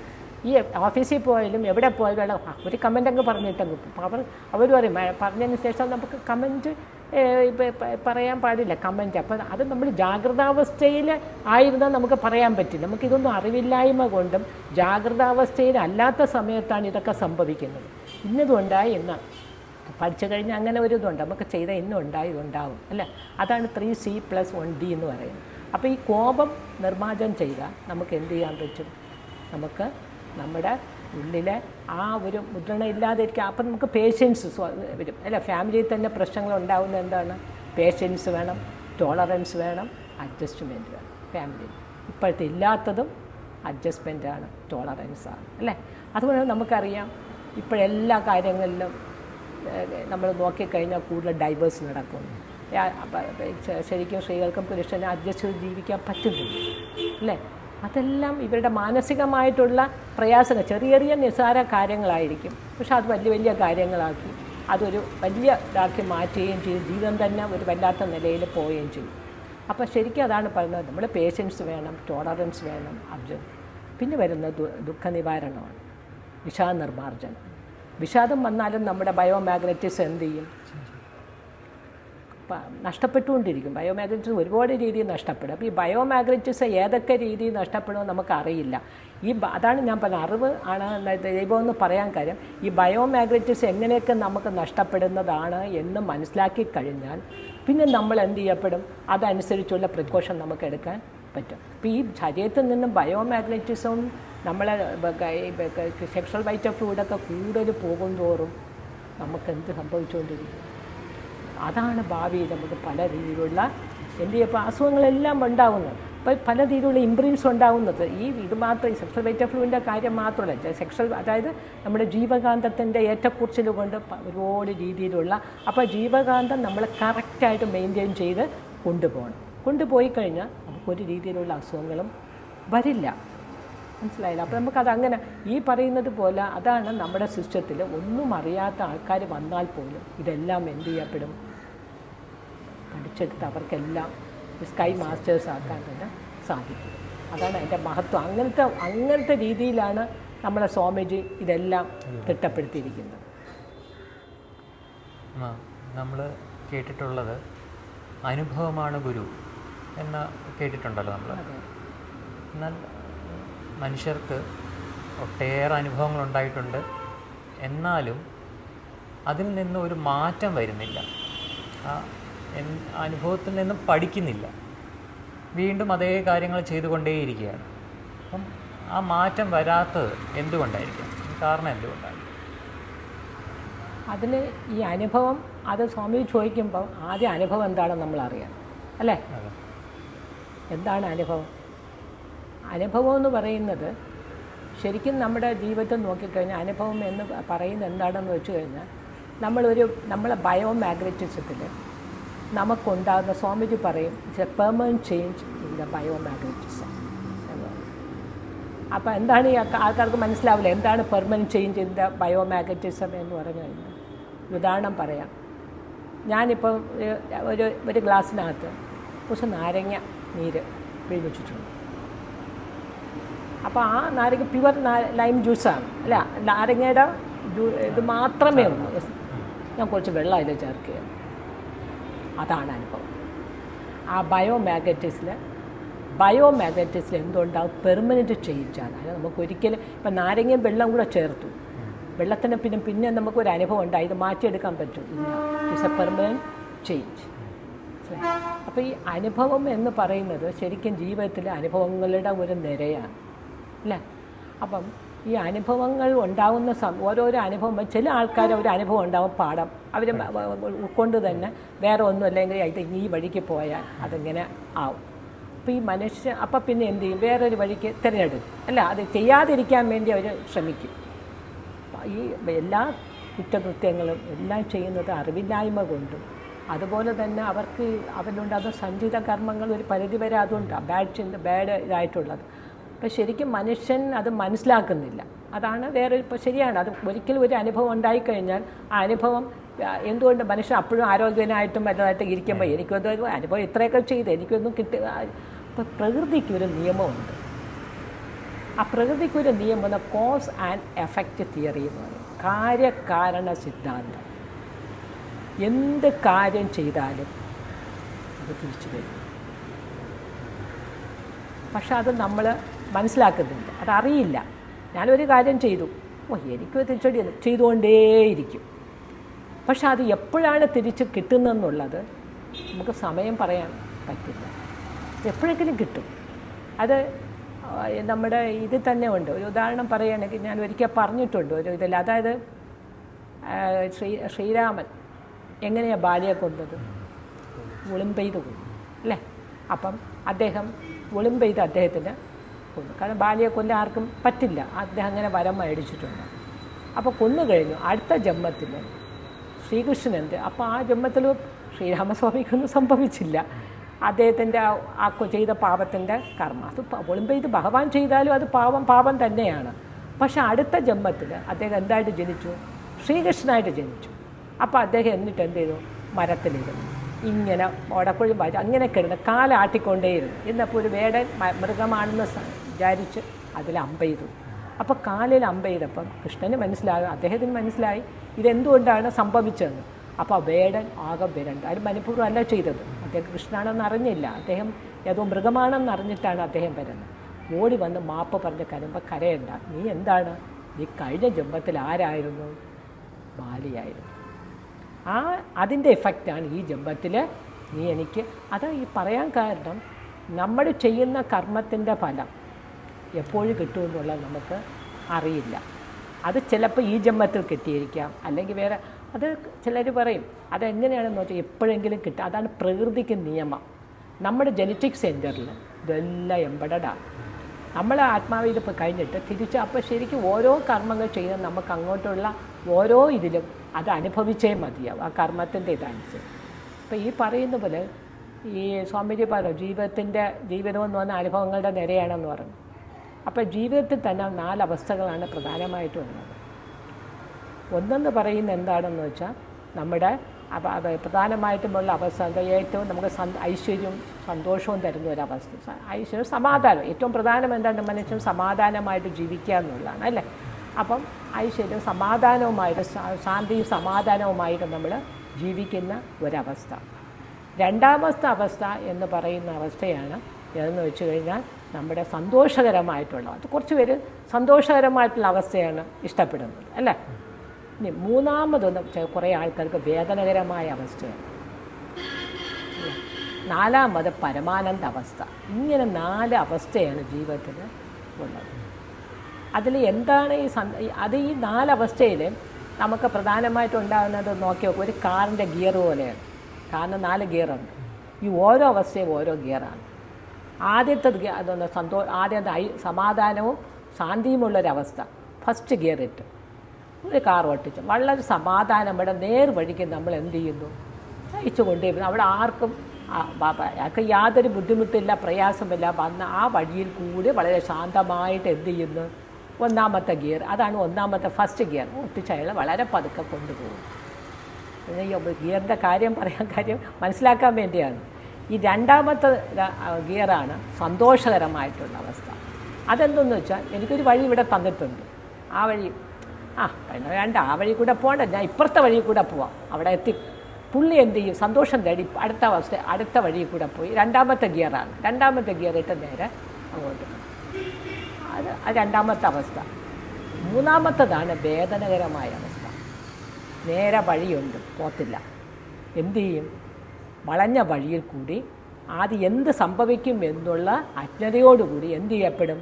ഇതിന് ആ വളഞ്ഞും തിരിഞ്ഞും കൊണ്ടുപോകുമ്പം ഇവർ കാർ തന്നെ ഓട്ടിച്ചുകൊണ്ട് ആ രീതിയിൽ കൊണ്ടുപോകുമ്പോൾ എന്ത് സംഭവിക്കും? അതിൻ്റെ ഭൗതികമായിട്ടുള്ള കാര്യങ്ങൾ ഇവിടെ ഇപ്പോൾ ഇടിച്ചു നിന്നെന്നിരിക്കും. അപ്പോൾ ഭൗതികമായിട്ടുള്ള എല്ലാ ഇതും അതിനോട് സംഭവിക്കും. അതാപ്പോഴും വേദനകരം. അതാണ് നമ്മൾ അറിവില്ലാതെ നമ്മൾ സ്വാമിജി പറഞ്ഞ ദുഃഖങ്ങൾ, അതായത് ഇങ്ങനെ ഈ പറയുന്ന രീതിയിൽ അനുഭവത്തിൽ കൂടി നമ്മൾ അനുഭവം പഠിക്കും. പക്ഷേ ചിലർ പഠിക്കത്തില്ല. എന്തുകൊണ്ട്? എന്തെങ്കിലും ജീവിതത്തിൽ പഠിച്ചേ മതിയാവും. മനസ്സിലായി? നാലാമത്തെ അവസ്ഥ പരമാനന്ദ അവസ്ഥ. പരമാനന്ദ അവസ്ഥ എന്ന് പറയുമ്പോൾ ബ്രഹ്മം നമ്മളെല്ലാം ആ പ്രപഞ്ചശക്തിയുടെ ഇത് മനസ്സിലാക്കി കഴിയുമ്പോൾ രഹസ്യം എന്താണെന്ന് മനസ്സിലാക്കി നമ്മൾ ആ പരമോന്നത രീതി എത്തുന്നതാണ് പരമോന്നത അവസ്ഥ എന്ന് പറയുന്നത്. അപ്പോൾ ഇതിൽ സ്വാമിജി പറയുമ്പോൾ ഈ അനുഭവങ്ങളെല്ലാം മനുഷ്യനുണ്ടാകുന്നുണ്ടെങ്കിലും പക്ഷെ കുറേ പേര് ഈ അനുഭവം എന്തുകൊണ്ട് അവർ സഞ്ചിത കർമ്മത്തിൽ അത്ര അധികം കാർമിക് ഇംപ്രിൻസ് ഉണ്ട്. ഈ കാർമിക് ഇംപ്രിൻസ് കൂടുതലുള്ളവരെന്ത് ചെയ്യും? അതേ ജനിത കേന്ദ്രങ്ങളിൽ ഇതിരിക്കുന്ന സമയത്ത് അവർ ആ പ്രവൃത്തി തന്നെ പിന്നെയും ചെയ്തുകൊണ്ടിരിക്കും. അതിന് ഏതുവരെ? ആ ദൈവിക ശക്തിയുടെ തിരിച്ചടി ഉണ്ടാകുന്നത് വരെ. അതാണ് കോസ് ആൻഡ് എഫക്റ്റ് തിയറി എന്ന് പറയുന്നത്. ഏത് കാര്യവും നമ്മൾ ചെയ്തു കഴിഞ്ഞാൽ അതിനൊരു പരിണിത ഫലം ഉണ്ടായിരിക്കും. അത് ജസ്റ്റിസാണ്. ജനറ്റിക് സെൻറ്റർ എന്ന് പറയുന്നത് നമ്മളെ ജസ്റ്റിസാണ്. നമ്മൾ കോടതിയിൽ പറയുമ്പോൾ നമുക്ക് എന്ത് വേണം? ഒരു കാര്യം പറയണമെന്നുണ്ടെങ്കിൽ അതിന് എവിഡൻസ് കൊടുക്കണം. ചിലപ്പം അവരെ വെറുതെ വിടും. പക്ഷേ ഈ കോടതി വെറുതെ വിടില്ല. എന്ത് പ്രവൃത്തി ചെയ്താലും അതാണ് നമ്മൾ വാക്ക്, പ്രവൃത്തി, ചിന്ത. ഇത് മൂന്നും നല്ലതായിരിക്കും. നല്ല വാക്ക്, നല്ല പ്രവൃത്തി, നല്ല ചിന്ത. ഇതിൽ കൂടി മാത്രം നമ്മൾ മുന്നോട്ട് മറ്റൊരാളെ ദ്രോഹിക്കാനുള്ള വരട്ടെ, മറ്റുള്ളവരുടെ മനസ്സിനെ നമുക്ക് വേദനിപ്പിക്കാത്ത രീതിയിൽ പോയ നല്ല അനുഭവങ്ങൾ നമുക്ക് ഉണ്ടാകും. പക്ഷേ സ്വാമിജി പറയും പോലെ അനുഭവങ്ങൾ മനുഷ്യനുണ്ടായെങ്കിലും ചിലർ ഈ പല അനുഭവങ്ങളിൽ കൂടി തെറ്റിൻ്റെ ഫലമായിട്ട് പറയാറുണ്ട്, തെറ്റ് ചെയ്തു, അതിൻ്റെ ഫലമായിട്ടാണ് ഇങ്ങനെ ഒരുപാട് അനുഭവങ്ങൾ ഉണ്ടായത്. അപ്പോൾ ആ അനുഭവത്തിൽ നിന്നും കരകയറാൻ അവരുടെ ആ സഞ്ചിത കർമ്മത്തിൻ്റെ ചെറിയ മുജ്ജമ്പം ചെയ്ത കർമ്മത്തിൻ്റെ ഫലമായിട്ട് ചെറിയ ഒരു ഇത് കാണും. അതാണ് അവർ ആ സമയത്ത് അവർ സ്പ്രൗട്ട് ചെയ്ത് വരുന്നത്. ചില ആൾക്കാർക്ക് അതേ കാണത്തില്ല.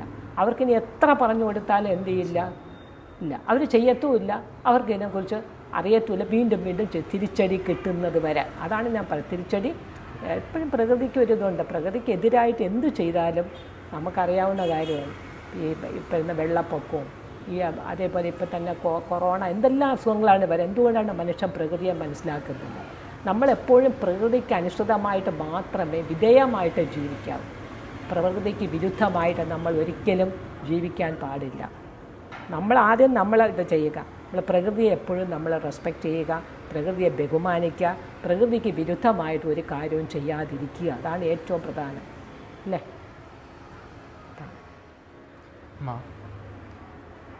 ആത്മാവും ദൈവവും ഒന്നാണോ? അവ തമ്മിൽ എന്തെങ്കിലും വ്യത്യാസമുണ്ടോ? അതെ, വ്യത്യാസമുണ്ടോ? ദൈവം ആത്മാവ് വേറെ ദൈവം വേറെ എന്നുള്ളൊരു ചിന്ത ഇല്ല. കാരണം അത് പറയുന്നത് വാട്ട് ഈസ് ഗോഡ്സ്. ദൈവം എന്ന് പറയുന്ന എല്ലാവരും മെജോറിറ്റി ആൾക്കാരും എവിടെയാണ് വിചാരിക്കുന്നത്? ദൈവം എവിടെ ഇരിക്കുന്നതെന്നാണ് വിചാരിക്കുന്നത്? ക്ഷേത്രങ്ങളിൽ പോകും, അല്ലേ? പള്ളികളിൽ പോകും, പ്രാർത്ഥിക്കും. അവിടെയാണ് ദൈവം ഇല്ല എന്നല്ല, അവിടെ പോയി പ്രാർത്ഥിക്കും. അപ്പോൾ ദൈവത്തിന് നമ്മൾ ശരിക്കും മനുഷ്യൻ ദൈവത്തെ അന്വേഷിച്ച് നടക്കുന്നത് ഏതുപോലെയാണെന്ന് വെച്ചാൽ, ഒരു ഹിമാലയത്തിലൊക്കെ ഉള്ള ഒരു മാനുണ്ട്, കസ്തൂരി മാൻ. അതിൻ്റെ ശരീരത്തിൽ അത് കസ്തൂരിയുണ്ട്. അത് സമയമാകുമ്പോൾ എന്ത് ചെയ്യും? അത് നല്ല മണം വരും. മണം വരുമ്പോൾ ഇതെന്ത് വിചാരിക്കും? ഈ മണം എവിടെ നിന്നോ വരുന്നല്ലോ, അതിൻ്റെ ഉള്ളിൽ നിന്നാണെന്ന് അറിയില്ല. അപ്പോൾ എവിടെ നിന്നോ വരുന്നെന്നുള്ള രീതിയിൽ അതെന്ത് ചെയ്യും? പല സ്ഥലങ്ങളിൽ അന്വേഷിച്ച് നടന്ന് അതിൻ്റെ തൊലിയൊക്കെ കൊണ്ടുവന്ന് ഓരോരുത്തർ ഉരസിയൊക്കെ നോക്കും. വാസ്തവത്തിൽ അതിൻ്റെ ഉള്ളിലാണ് ആ മണം വരുന്നതെന്ന് അറിയില്ല. ഇതേപോലെയാണ് മനുഷ്യൻ്റെ അവസ്ഥ. അതായത് ഗോഡെന്ന് സ്വാമിജി പറയും, God plus imprints equal to man. നമ്മുടെ ആ ഇംപ്രിൻസ് മാറ്റിക്കഴിഞ്ഞാൽ നമ്മൾ എന്തായിട്ട് മാറും? ഗോഡാണ്. അപ്പം ഗോഡെന്ന് പറഞ്ഞാൽ സത്യാനന്ദൻ, അല്ലേ? സത്യസ്വരൂപനാണ്. അതിന് രൂപമില്ല, ഭാവമില്ല, ഒന്നുമേ ഇല്ല. ഉണ്ടോ? ഇല്ല. പക്ഷേ നമ്മളെല്ലാവരും അതിനെ മതവൽക്കരിക്കുന്നു, എല്ലാം ചെയ്യുന്നു. വാസ്തവത്തിൽ ഒന്നുമില്ല. എല്ലാവരിലും ഇരിക്കുന്നത്, സർവ്വ ജീവജാലങ്ങളിലും ഇരിക്കുന്നത് അത് തന്നെയാണ്. അത് ഈ പറയുന്നത് പോലെ നമ്മൾ ഗോഡ് ഇംപ്രിൻസ് നിറഞ്ഞുകൊണ്ടാണ് നമ്മൾ ഗോഡിനെ കാണാൻ കഴിയുന്നില്ല. രമണ മഹർഷി എന്താ പറയുന്നത്? ഉള്ളിലോട്ട് നോക്കാനാണ് രമണ മഹർഷി പറയുന്നത്, അല്ലേ? അപ്പോൾ ശരിക്കും എന്താണെന്ന് വെച്ചാൽ നമ്മുടെ ദൈവം എന്ന് പറഞ്ഞാൽ അതാണ് ഈ ഗോഡ് പ്ലസ് ഇംപ്രിൻസ് എന്ന് പറയുന്നത്. നമ്മൾ ദൈവത്തെ കണ്ടെത്തുക എന്ന് വെച്ച് കഴിഞ്ഞാൽ നമ്മുടെ ആദ്യം വിചാരിക്കുക, നമ്മളിൽ ഈ മഹാ ആകാശത്തിൻ്റെ ചെറിയ ഒരു അംശമാണ് നമ്മളിലുള്ളിൽ എല്ലാത്തിലും ഉള്ളത്. ഇതൊരു അംശമാണ് നമ്മളിൽ എല്ലാവരും ഇരിക്കുന്നത്. പക്ഷെ ആ അംശത്തെ, ആ ബോധം എന്നുള്ള ആ കോൺഷ്യസ്നെസ് നമ്മൾ മനസ്സിലാക്കാതെ നമ്മൾ പോകുന്നു, അല്ലേ? ഇപ്പോൾ എല്ലാവരും ശബരിമലയിൽ പോകുന്നുണ്ട്, എല്ലാം മല കയറി അങ്ങ് ചെല്ലുമ്പോൾ അവിടെ എഴുതി വെച്ച് തത്വമസി, അത് നീയാകുന്നില്ല. അപ്പം നമ്മുടെ ഉള്ളിലാണ് ഐശ്വര്യശക്തി ഇരിക്കുന്നത്. ഈ മഹാകാശത്തിൻ്റെ പ്രപഞ്ചത്തിൻ്റെ ഭാഗമാണ്, പ്രപഞ്ച ശക്തിയുടെ ഒരു ഭാഗമാണ് നമ്മളിൽ, ഒരു അംശമാണ്. ആ പഞ്ചഭൂതങ്ങളിൽ ആദ്യം ഉണ്ടാവുന്നത് തന്നെ നമുക്കറിയാം. മഹാസൂക്ഷ്മം, അതിസൂക്ഷ്മം, അങ്ങനെ പറയും. മഹാസൂക്ഷ്മം, സൂര്യസൂക്ഷ്മം, അങ്ങനെ ഒരു 7 തത്വങ്ങൾ പറയുന്നു. അപ്പോൾ ശരിക്കും ആ മഹാസൂക്ഷ്മം എന്ന് പറയുന്നത് തന്നെ ആ ദൈവിക ശക്തിയിൽ നിന്നാണ് ഉരിഞ്ഞുണ്ടാകുന്നതാണ്. എന്ത് ചെയ്യുന്നത്? നമ്മൾ ഈ ശരിക്കും നമ്മൾ ബ്രഹ്മചാന കോഴ്സിനെ താളിയാർ കൊണ്ടുപോകുമ്പോൾ അതിൽ പഠിപ്പിക്കുക എങ്ങനെയാണ് മുകളിൽ നിന്നും ആ ശക്തിയിൽ നിന്നും അണുക്കൾ. അന്ന് സ്വാമിജി ഗോഡ് പാർട്ടിക്കിൾസിനെ കുറിച്ചൊക്കെ എത്രയോ വർഷങ്ങൾക്ക് മുമ്പ് ഇവിടെ കണ്ടുപിടിക്കുന്നതിന് മുമ്പേ തന്നെ സ്വാമിജി പറഞ്ഞിട്ടുണ്ടായിരുന്നു. അതാണ് വേദം എന്ന് പറയുന്നത്. അപ്പോൾ ശരിക്കും അന്ന് വേദം എന്നാണ് ആ ഇതിൻ്റെ പേര് തന്നെ ഇട്ടത്, ഗോഡ് പാർട്ടിക്കിൾസിന്. അപ്പോൾ ശരിക്കും അത് സ്വാമിജിക്ക് അറിവായ കാര്യങ്ങളാണ് സ്വാമിജി പറഞ്ഞിട്ടുള്ളത് മെഡിറ്റേഷൻ ധ്യാനത്തിൽ കൂടെ. അപ്പോൾ ശരിക്കും അതിൽ നിന്നും എല്ലാം ആദ്യം ആകാശതത്വം ഉണ്ടാകുന്നു, ആകാശതത്വത്തിൽ നിന്നാണ് ബാക്കിയുള്ള പഞ്ചഭൂതങ്ങളെല്ലാം ഉണ്ടാകുന്നത്. അപ്പം നമ്മൾ ആ ആകാശതത്വത്തിൻ്റെ ഒരംശം ആണ് നമ്മുടെ ഉള്ളിൽ ഇരിക്കുന്നത്. പക്ഷെ നമ്മൾ ആരും തന്നെ അതിന് മനസ്സിലാക്കുന്നില്ല. നമ്മൾ എവിടെയോ ദൈവം ഇരിക്കുന്നു എന്നുള്ള ചിന്താഗതിയിലാണ് പോകുന്നത്. അപ്പോൾ അതിനെ അറിയുന്നതിന് വേണ്ടിയാണ് നമ്മൾ ഈ ധ്യാനമാർഗ്ഗങ്ങളും മറ്റുള്ളതൊക്കെ പറഞ്ഞു കൊടുക്കുന്നത്. അപ്പോൾ ഈശ്വരൻ എന്ന് പറയുന്നത് വേറെ ഇപ്പം അല്ല എല്ലാത്തിലും ഒരു ഉദാഹരണം ഞാൻ പറയാം. ഒരു ആപ്പിള് സ്വാമി, ഈ ആപ്പിൾ കാണുമ്പോൾ നമ്മൾ എന്ത് വിചാരിക്കും? ആപ്പിളെന്ന് പറഞ്ഞാൽ എന്താണ്? നമ്മളെല്ലാം ആഹാരം കഴിക്കുന്നുണ്ട്, ആപ്പിൾ എടുക്കുന്നുണ്ട് എല്ലാം. ഈ ആപ്പിളിൽ എന്ന് പറഞ്ഞാൽ കോടാനുകോടി അണുക്കൾ ചേർന്നതാണ് ഏത്? ഒരു ആപ്പിൾ. അതിലെല്ലാം ആ ഓരോ അണുവും നമ്മുടെ ശരീരത്തിൽ തന്നെ നമ്മൾ ഈ കാണുന്ന ശരീരമല്ല. നമ്മൾ സ്വല്പം നമുക്കറിയാം, നമ്മൾ ഓരോ സെൽസിലും പ്രോട്ടോൺസ്, ന്യൂട്രോൺസ്, ഇലക്ട്രോൺസ് സദാ കറങ്ങുന്നുണ്ട്, ഒന്നൊന്നും ചുറ്റുന്നുണ്ട് അല്ലേ. മറ്റത് വേറെ ഒന്നും ഈ ഗ്രഹങ്ങളിലും നമുക്ക് നോക്കാം എങ്ങനെയാണ് ഗ്രഹങ്ങൾ. എല്ലാ ഗ്രഹങ്ങളും ഒന്നൊന്നിനെ ചുറ്റുകയും സൂര്യൻ നിൽക്കും. നമുക്ക് സൂര്യൻ്റെ കാര്യം മാത്രമേ ഒരു സൗരയൂഥത്തിൽ ഒന്നിൻ്റെ കാര്യം മാത്രമേ, ഇതുപോലെ അനേകായിരം സൂര്യൻ ഉണ്ടെന്നാണ് പറയുന്നത്. ഈ പ്രപഞ്ചത്തിൻ്റെ കാര്യം നമുക്കറിയില്ല. അപ്പോൾ ശരിക്കും ഇതെല്ലാം നമ്മൾ നോക്കിക്കുക, ആ ദൈവിക ശക്തിയുടെ സ്നേഹമാണ് ഇതെല്ലാത്തിനും ഏതെങ്കിലും ഒന്ന് താഴോട്ട് വീണുണ്ടോ? ഇല്ല. ഇതിനെല്ലാത്തിനും നമുക്ക് കറക്റ്റായിട്ട് പിടിച്ച് ആ ഗ്രാവിറ്റേഷണൽ ഫോഴ്സ് നിർത്തുകയാണ് എല്ലാത്തിനും. ഒന്നിനോട് പ്രത്യേക ദൂരമാണ്. ഇപ്പോൾ ചന്ദ്രനിൽ നിന്ന് സൂര്യന് ഇത്ര ഡിസ്റ്റൻസ് തന്നെ, ആ ഡിസ്റ്റൻസ് തന്നെ മെയിൻറ്റെയിൻ ചെയ്ത് ആ ഓർബിറ്റിൽ കറങ്ങുകയാണ്. അത് പ്രത്യേകിച്ച് മാറിപ്പോകുന്നില്ല. അതാണ് ആ ദൈവിക നിലയുടെ നമ്മളതൊന്നും ആലോചിക്കുന്നില്ല ഇല്ലേ. നമ്മൾ മനുഷ്യൻ എന്ന് പറയുന്നത് ആലോചിക്കുന്നതേ ഇല്ല. ഒന്ന് സൂര്യനെ പോലും നോക്കാൻ പറ്റുന്നില്ല ആരും. അപ്പോൾ ശരിക്കും ഈ പ്രപഞ്ചം തന്നെ ഉണ്ടായത് നമുക്ക് നമ്മളൊന്ന് ആലോചിച്ച് നോക്കിയാൽ സൂര്യനില്ലെങ്കിൽ നമ്മളുണ്ട്. ഇതുപോലെ എല്ലാത്തിലും നമുക്കറിയാം ആ ദൈവികമായിട്ട് ബ്രഹ്മമാണ് ഇരിക്കുന്നത്. ആ ബ്രഹ്മമാണ് സകല വസ്തുക്കളിലും അടങ്ങുന്നത്. ഇപ്പോൾ സചേതനയും അചേതനയും ഏത് വസ്തുക്കളായാലും living or non living things. ഇപ്പോൾ നോൺ ലിവിങ് തിങ്സ് ഉദാഹരണം ഞാൻ പറയുകയാണ്. കോപ്പർ സൾഫേറ്റ് എടുക്കുക. കോപ്പർ സൾഫേറ്റ് എടുക്കുമ്പോൾ അതിന് പ്രത്യേക ക്രിസ്റ്റൽസാണ്. അത് നമ്മളതിനെ എടുത്തിട്ട് നമ്മൾ എന്ത് ചെയ്യുക, ഒരു പാത്രത്തിലിട്ടാൽ ആ പാത്രത്തിൻ്റെ ഷേപ്പിലായിട്ടായിരിക്കും. അപ്പോൾ നമ്മൾ അത് ജീവനില്ലാത്തതാണല്ലോ എന്നുള്ള രീതിയിൽ ഇച്ചയ്ക്കും. ആ കോപ്പർ സൾഫേറ്റ് എടുത്ത് കുറച്ച് വായിലിട്ട് നോക്കി എന്ത് സംഭവിക്കും? അത് വിഷമാണ്. അത് ഉള്ളിൽ ചെല്ലുമ്പം അത് ഉടൻ തന്നെ എന്ത് ചെയ്യും, അതിലെന്താണോ അടങ്ങി അത് കാണിക്കും. അപ്പോൾ അതെന്തുകൊണ്ടാണ് അതിലടങ്ങിയിരിക്കുന്ന ഇതെന്ന് പറയുന്ന ദൈവികമായിട്ടുള്ള അണുക്കളാണ്. അതിനകത്തും ഉണ്ട് അല്ലേ, ശരിയല്ലേ? ഏത് വസ്തുക്കളില്ല, മനുഷ്യന് മാത്രമല്ല. ഒരു സസ്യം തന്നെ ക്ലൈംബർ വെച്ചിരിക്കുന്നു. നമ്മളൊരു മണി പ്ലാന്റ് കൊണ്ടുവരുന്നു നട്ടു, അല്ലെങ്കിൽ ഏതെങ്കിലും ക്ലൈംബർ നമ്മൾ ആരും പറഞ്ഞു കൊടുക്കണ്ട. നട്ട് കുറച്ച് കഴിയുമ്പോൾ അതെന്ത് ചെയ്യും, എവിടെയാണോ സൂര്യപ്രകാശം അവിടെ നോക്കി അങ്ങോട്ട് പോകും അല്ലേ. അതാരും പറഞ്ഞു കൊടുക്കേണ്ട ആവശ്യമില്ല. അപ്പോൾ ഇതെല്ലാം സംഭവിക്കുന്ന എന്തുകൊണ്ടാണ്? ഒരു ചെമ്പരത്തിപ്പൂ പോലെയാണോ റോസാപ്പൂ ഇരിക്കുന്നത്? ആ പ്രപഞ്ചമെല്ലാം രണ്ടും വ്യത്യസ്തത്തിലാണ്. അവിടെയാണ് നമ്മൾ ദൈവിക തലത്തിൽ നമ്മൾ ദൈവത്തിൻ്റെ കാണേണ്ടത്. അപ്പോൾ ശരിക്കും എല്ലാ ഈ പ്രപഞ്ചത്തിലുള്ള സർവ്വചരാചരങ്ങളിലും ജീവനുള്ളതാണെങ്കിലും ജീവനില്ലാത്ത വസ്തുക്കളിലായിരുന്നു എല്ലാത്തിലും അടങ്ങിയിരിക്കുന്ന ആ ബ്രഹ്മം എന്നുള്ള എന്താണ് ആ ചെറിയ നമ്മൾ അതിൻ്റെ ഒരു അംശമാണ്. അത് എന്നാണോ നമ്മൾ അറിയാൻ സാധിക്കാതെ പോകുന്നത്, ഇതിനെ മായ കൊണ്ട് മൂടുകയും നമ്മളിലുള്ള ആ ഇംപ്രിൻസ് കൊണ്ട് നമുക്കത് അറിയാൻ സാധിക്കാതെ പോവുകയും ചെയ്യും. പക്ഷെ നമ്മൾ എപ്പോഴാണോ ഈ കറ നീക്കുന്നത് അല്ലേ, ഒരു മനുഷ്യൻ്റെ സാധാരണപ്പെട്ട മനുഷ്യൻ്റെ ഒരു ചെടിക്കട്ട ഒരു കയ്യിൽ കൊടുത്തു, ഒരു കട്ട സ്വർണ്ണക്കട്ടയും കൊടുത്തു. ഏതെടുക്കും? സ്വർണ്ണക്കട്ട എടുക്കും. ചെളിക്കട്ട ഒന്നിനും കൊള്ളുക ഉപേക്ഷിക്കും.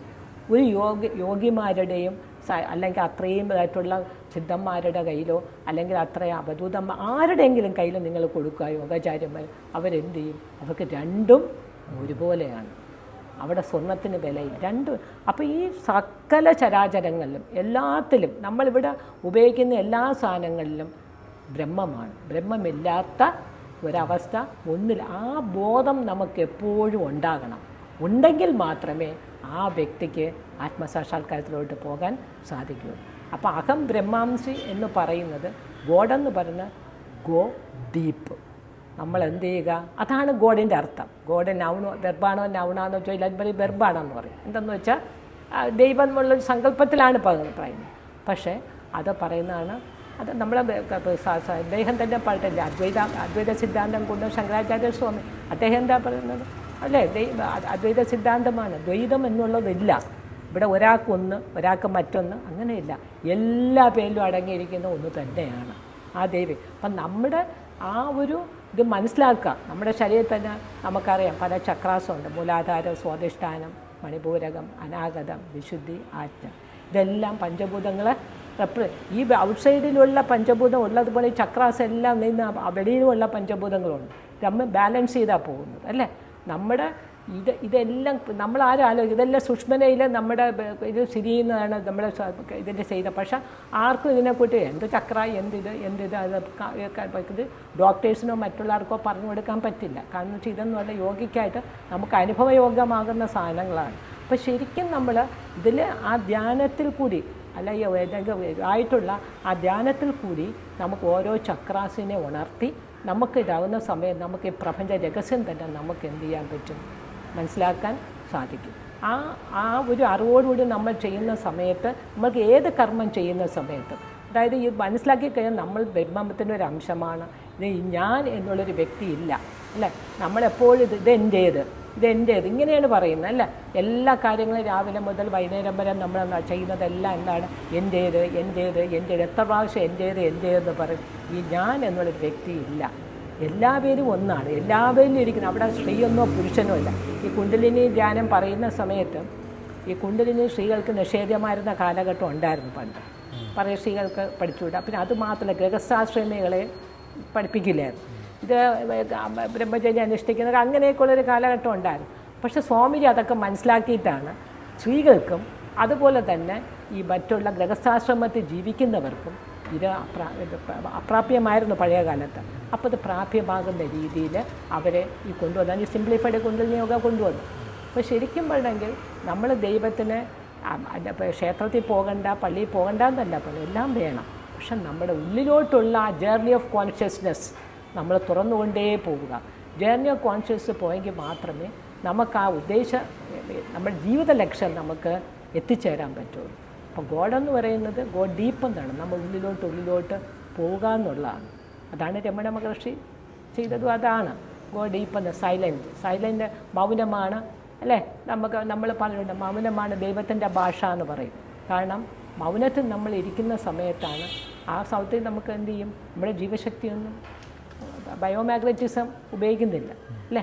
നമുക്ക് ബയോമാഗ്നറ്റിസിൻ്റെ ഇതിൽ നമുക്ക് അതിൽ സ്വാമിജി 2-3 മാസം വരെ മൗനം ഇരിക്കാറുണ്ട്. 3 മാസം 4 മാസം അദ്ദേഹം മൗനം ഇരിക്കും. മൗനം കൊണ്ട് വളരെ പ്രയോജനകരമാണ്. കാരണം മൗനം ഇരുന്ന് കഴിയുമ്പോൾ നമുക്ക് ആ ഒരു ഉള്ളിലോട്ടുള്ള ഇതിൽ ഞാൻ ഇടയ്ക്കിടയ്ക്ക് ഇവിടെ ഇരിക്കാറുണ്ട്. ആ വെളുത്ത വാവിന് അല്ലെങ്കിൽ അങ്ങനെയുള്ള ദിവസങ്ങളിൽ നോക്കിയിട്ട് എല്ലാവരും വരുന്നവർ വരട്ടെ, അല്ലെങ്കിൽ ഒറ്റയ്ക്ക് ഇരിക്കും. അപ്പോൾ ശരിക്കും നമ്മൾ ആ ജേർണി ഓഫ് കോൺഷ്യസ് എന്ന് പറയുന്ന അതാണ് നമ്മുടെ ഗോഡെന്ന് പറയുന്നത്. നമ്മൾ സത്സംഗം തുടങ്ങിയപ്പോൾ ഒരു ധ്യാനകഥയിലൂടെയാണ് സത്സംഗം തുടങ്ങിയത്. ആ ധ്യാനകഥ ശ്രദ്ധിച്ചപ്പോൾ നമുക്ക് മനസ്സിലായിട്ടുണ്ടാവാം, ധ്യാനഗുരു ഈ നിമിഷത്തിലാണ് നിലനിൽക്കുന്നത്. സാധകൻ ഈ നിമിഷത്തിൽ നിലനിൽക്കാൻ വേണ്ടി പരിശ്രമിക്കുകയും ചെയ്തു. അപ്പോൾ എന്ത് പറ്റുന്നു സാധകന്? ഗുരുവിനോടൊപ്പം നടക്കുന്നു എന്നുണ്ടെങ്കിലും ശരിക്കും നടക്കുന്നുണ്ടോ? ഇല്ല. അവിടെ പരിശ്രമം നടക്കുമ്പോൾ, അവൻ്റെ മനസ്സ് പരിശ്രമിക്കുമ്പോൾ അവിടെ ആ സ്വാഭാവികത സംഭവിക്കുന്നില്ല. ഈ നിമിഷത്തിൽ നിൽക്കാനും സാധിക്കുന്നില്ല. എന്നാൽ ഗുരു അവനെ ശ്വാസത്തിൽ ശ്രദ്ധിക്കൂ എന്ന് പറയുമ്പോൾ, ഉപദേശിക്കുമ്പോൾ അവൻ ശ്വാസത്തെ നിരീക്ഷിക്കുകയും ഈ നിമിഷത്തിൽ നിൽക്കാനും ആ അറിവിലേക്ക് അവൻ സഞ്ചരിക്കാനും സാധിക്കും.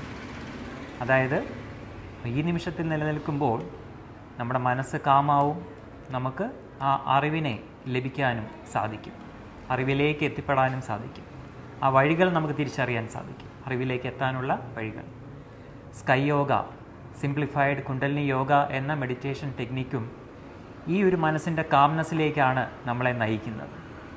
അമ്മ ഇത്രയും നേരം സംസാരിച്ചപ്പോൾ പറഞ്ഞു വന്ന ഓരോ ടെക്നിക്സ്, സ്കൈയുടെ ഓരോ ടെക്നിക്സും ഈ മനസ്സിൻ്റെ ഈ കാം അവസ്ഥയെ നമ്മളിലേക്ക് എത്തിക്കാൻ വേണ്ടി സാധാരണക്കാർക്കും പ്രായോഗികമായിട്ടുള്ള രീതിയിൽ ഈ മെഡിറ്റേഷൻ മെത്തേഡിനെ അപ്ലൈ ചെയ്ത് സ്വന്തം ജീവിതത്തിൽ അപ്ലൈ ചെയ്തുകൊണ്ട് മനുഷ്യൻ്റെ ലക്ഷ്യം എന്താണോ, നമ്മുടെ ലക്ഷ്യം എന്താണോ, ആ അറിവിലേക്ക് എത്തിപ്പെടുക, ആ അഹം ബ്രഹ്മാസ്മി എന്നുള്ള തത്വം തിരിച്ചറിയുക എന്നുള്ള ലക്ഷ്യത്തിലേക്ക് എത്താൻ സാധിക്കും എന്നുള്ളത് തന്നെയാണ് അമ്മയുടെ ഈ ജീവിതത്തിലൂടെ അമ്മയുടെ ഗുരു പഠിപ്പിച്ചു കൊടുത്ത ആ മാർഗത്തിലൂടെ സഞ്ചരിച്ചുകൊണ്ട് നമ്മൾ സാധാരണ ജനങ്ങളിലേക്ക്, നമ്മൾ സാധകരിലേക്ക് എത്തിക്കാൻ ശ്രമിക്കുന്നത്.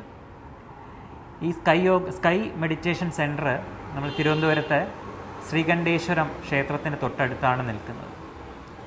നമ്മൾ തിരുവനന്തപുരത്തുകാരും എല്ലാ സാധകരും, ഈ സത്യത്തെ അന്വേഷിക്കുന്ന സാധകർക്കെല്ലാം വളരെ പ്രയോജനം ചെയ്യുന്ന ഒരു മെഡിറ്റേഷൻ സെൻറ്ററാണിത്. എല്ലാവരും നമുക്ക് കിട്ടുന്ന ഈ അവസരത്തെ ഉപയോഗിക്കുക. ഈ മെഡിറ്റേഷൻ സെൻറ്ററുമായിട്ട് കോൺടാക്റ്റ് ചെയ്യാൻ, അമ്മയുമായിട്ട് കോൺടാക്റ്റ് ചെയ്യാനുള്ള നമ്പർ നമ്മളുടെ സത്സംഗത്തിൻ്റെ അവസാനമായിട്ട് നമ്മൾ നൽകുന്നതായിരിക്കും. താല്പര്യമുള്ളവർ ബന്ധപ്പെടുക, അമ്മയിൽ നിന്നും ആ അറിവ് സ്വീകരിക്കുക. നമുക്ക് അമ്മയോട്, നമ്മൾ സാധകരോട് നമുക്ക് എന്ത് സന്ദേശമാണ് നൽകാനുള്ളതെന്ന് നമുക്ക് ചോദിച്ചറിയാം. അമ്മ, നമുക്ക് സാധകർക്ക് വേണ്ടിയിട്ട് ഒരു സന്ദേശം എന്നുള്ള രീതിയിൽ അമ്മ എന്താണ്? അതായത് എല്ലാവർക്കും സാധകർ എന്നുള്ള രീതിയിൽ എനിക്ക് പറയാനുള്ളത്, എല്ലാവരും ഇതാരും പഠിച്ചിട്ടുള്ളവരായിരിക്കത്തില്ല, പഠിക്കാൻ ഉദ്ദേശിക്കുന്നവരായാലും നമ്മുടെ കർമ്മഫലങ്ങളെ മറ്റുള്ളതിനെ കുറിച്ചൊക്കെ പറഞ്ഞു കഴിഞ്ഞു.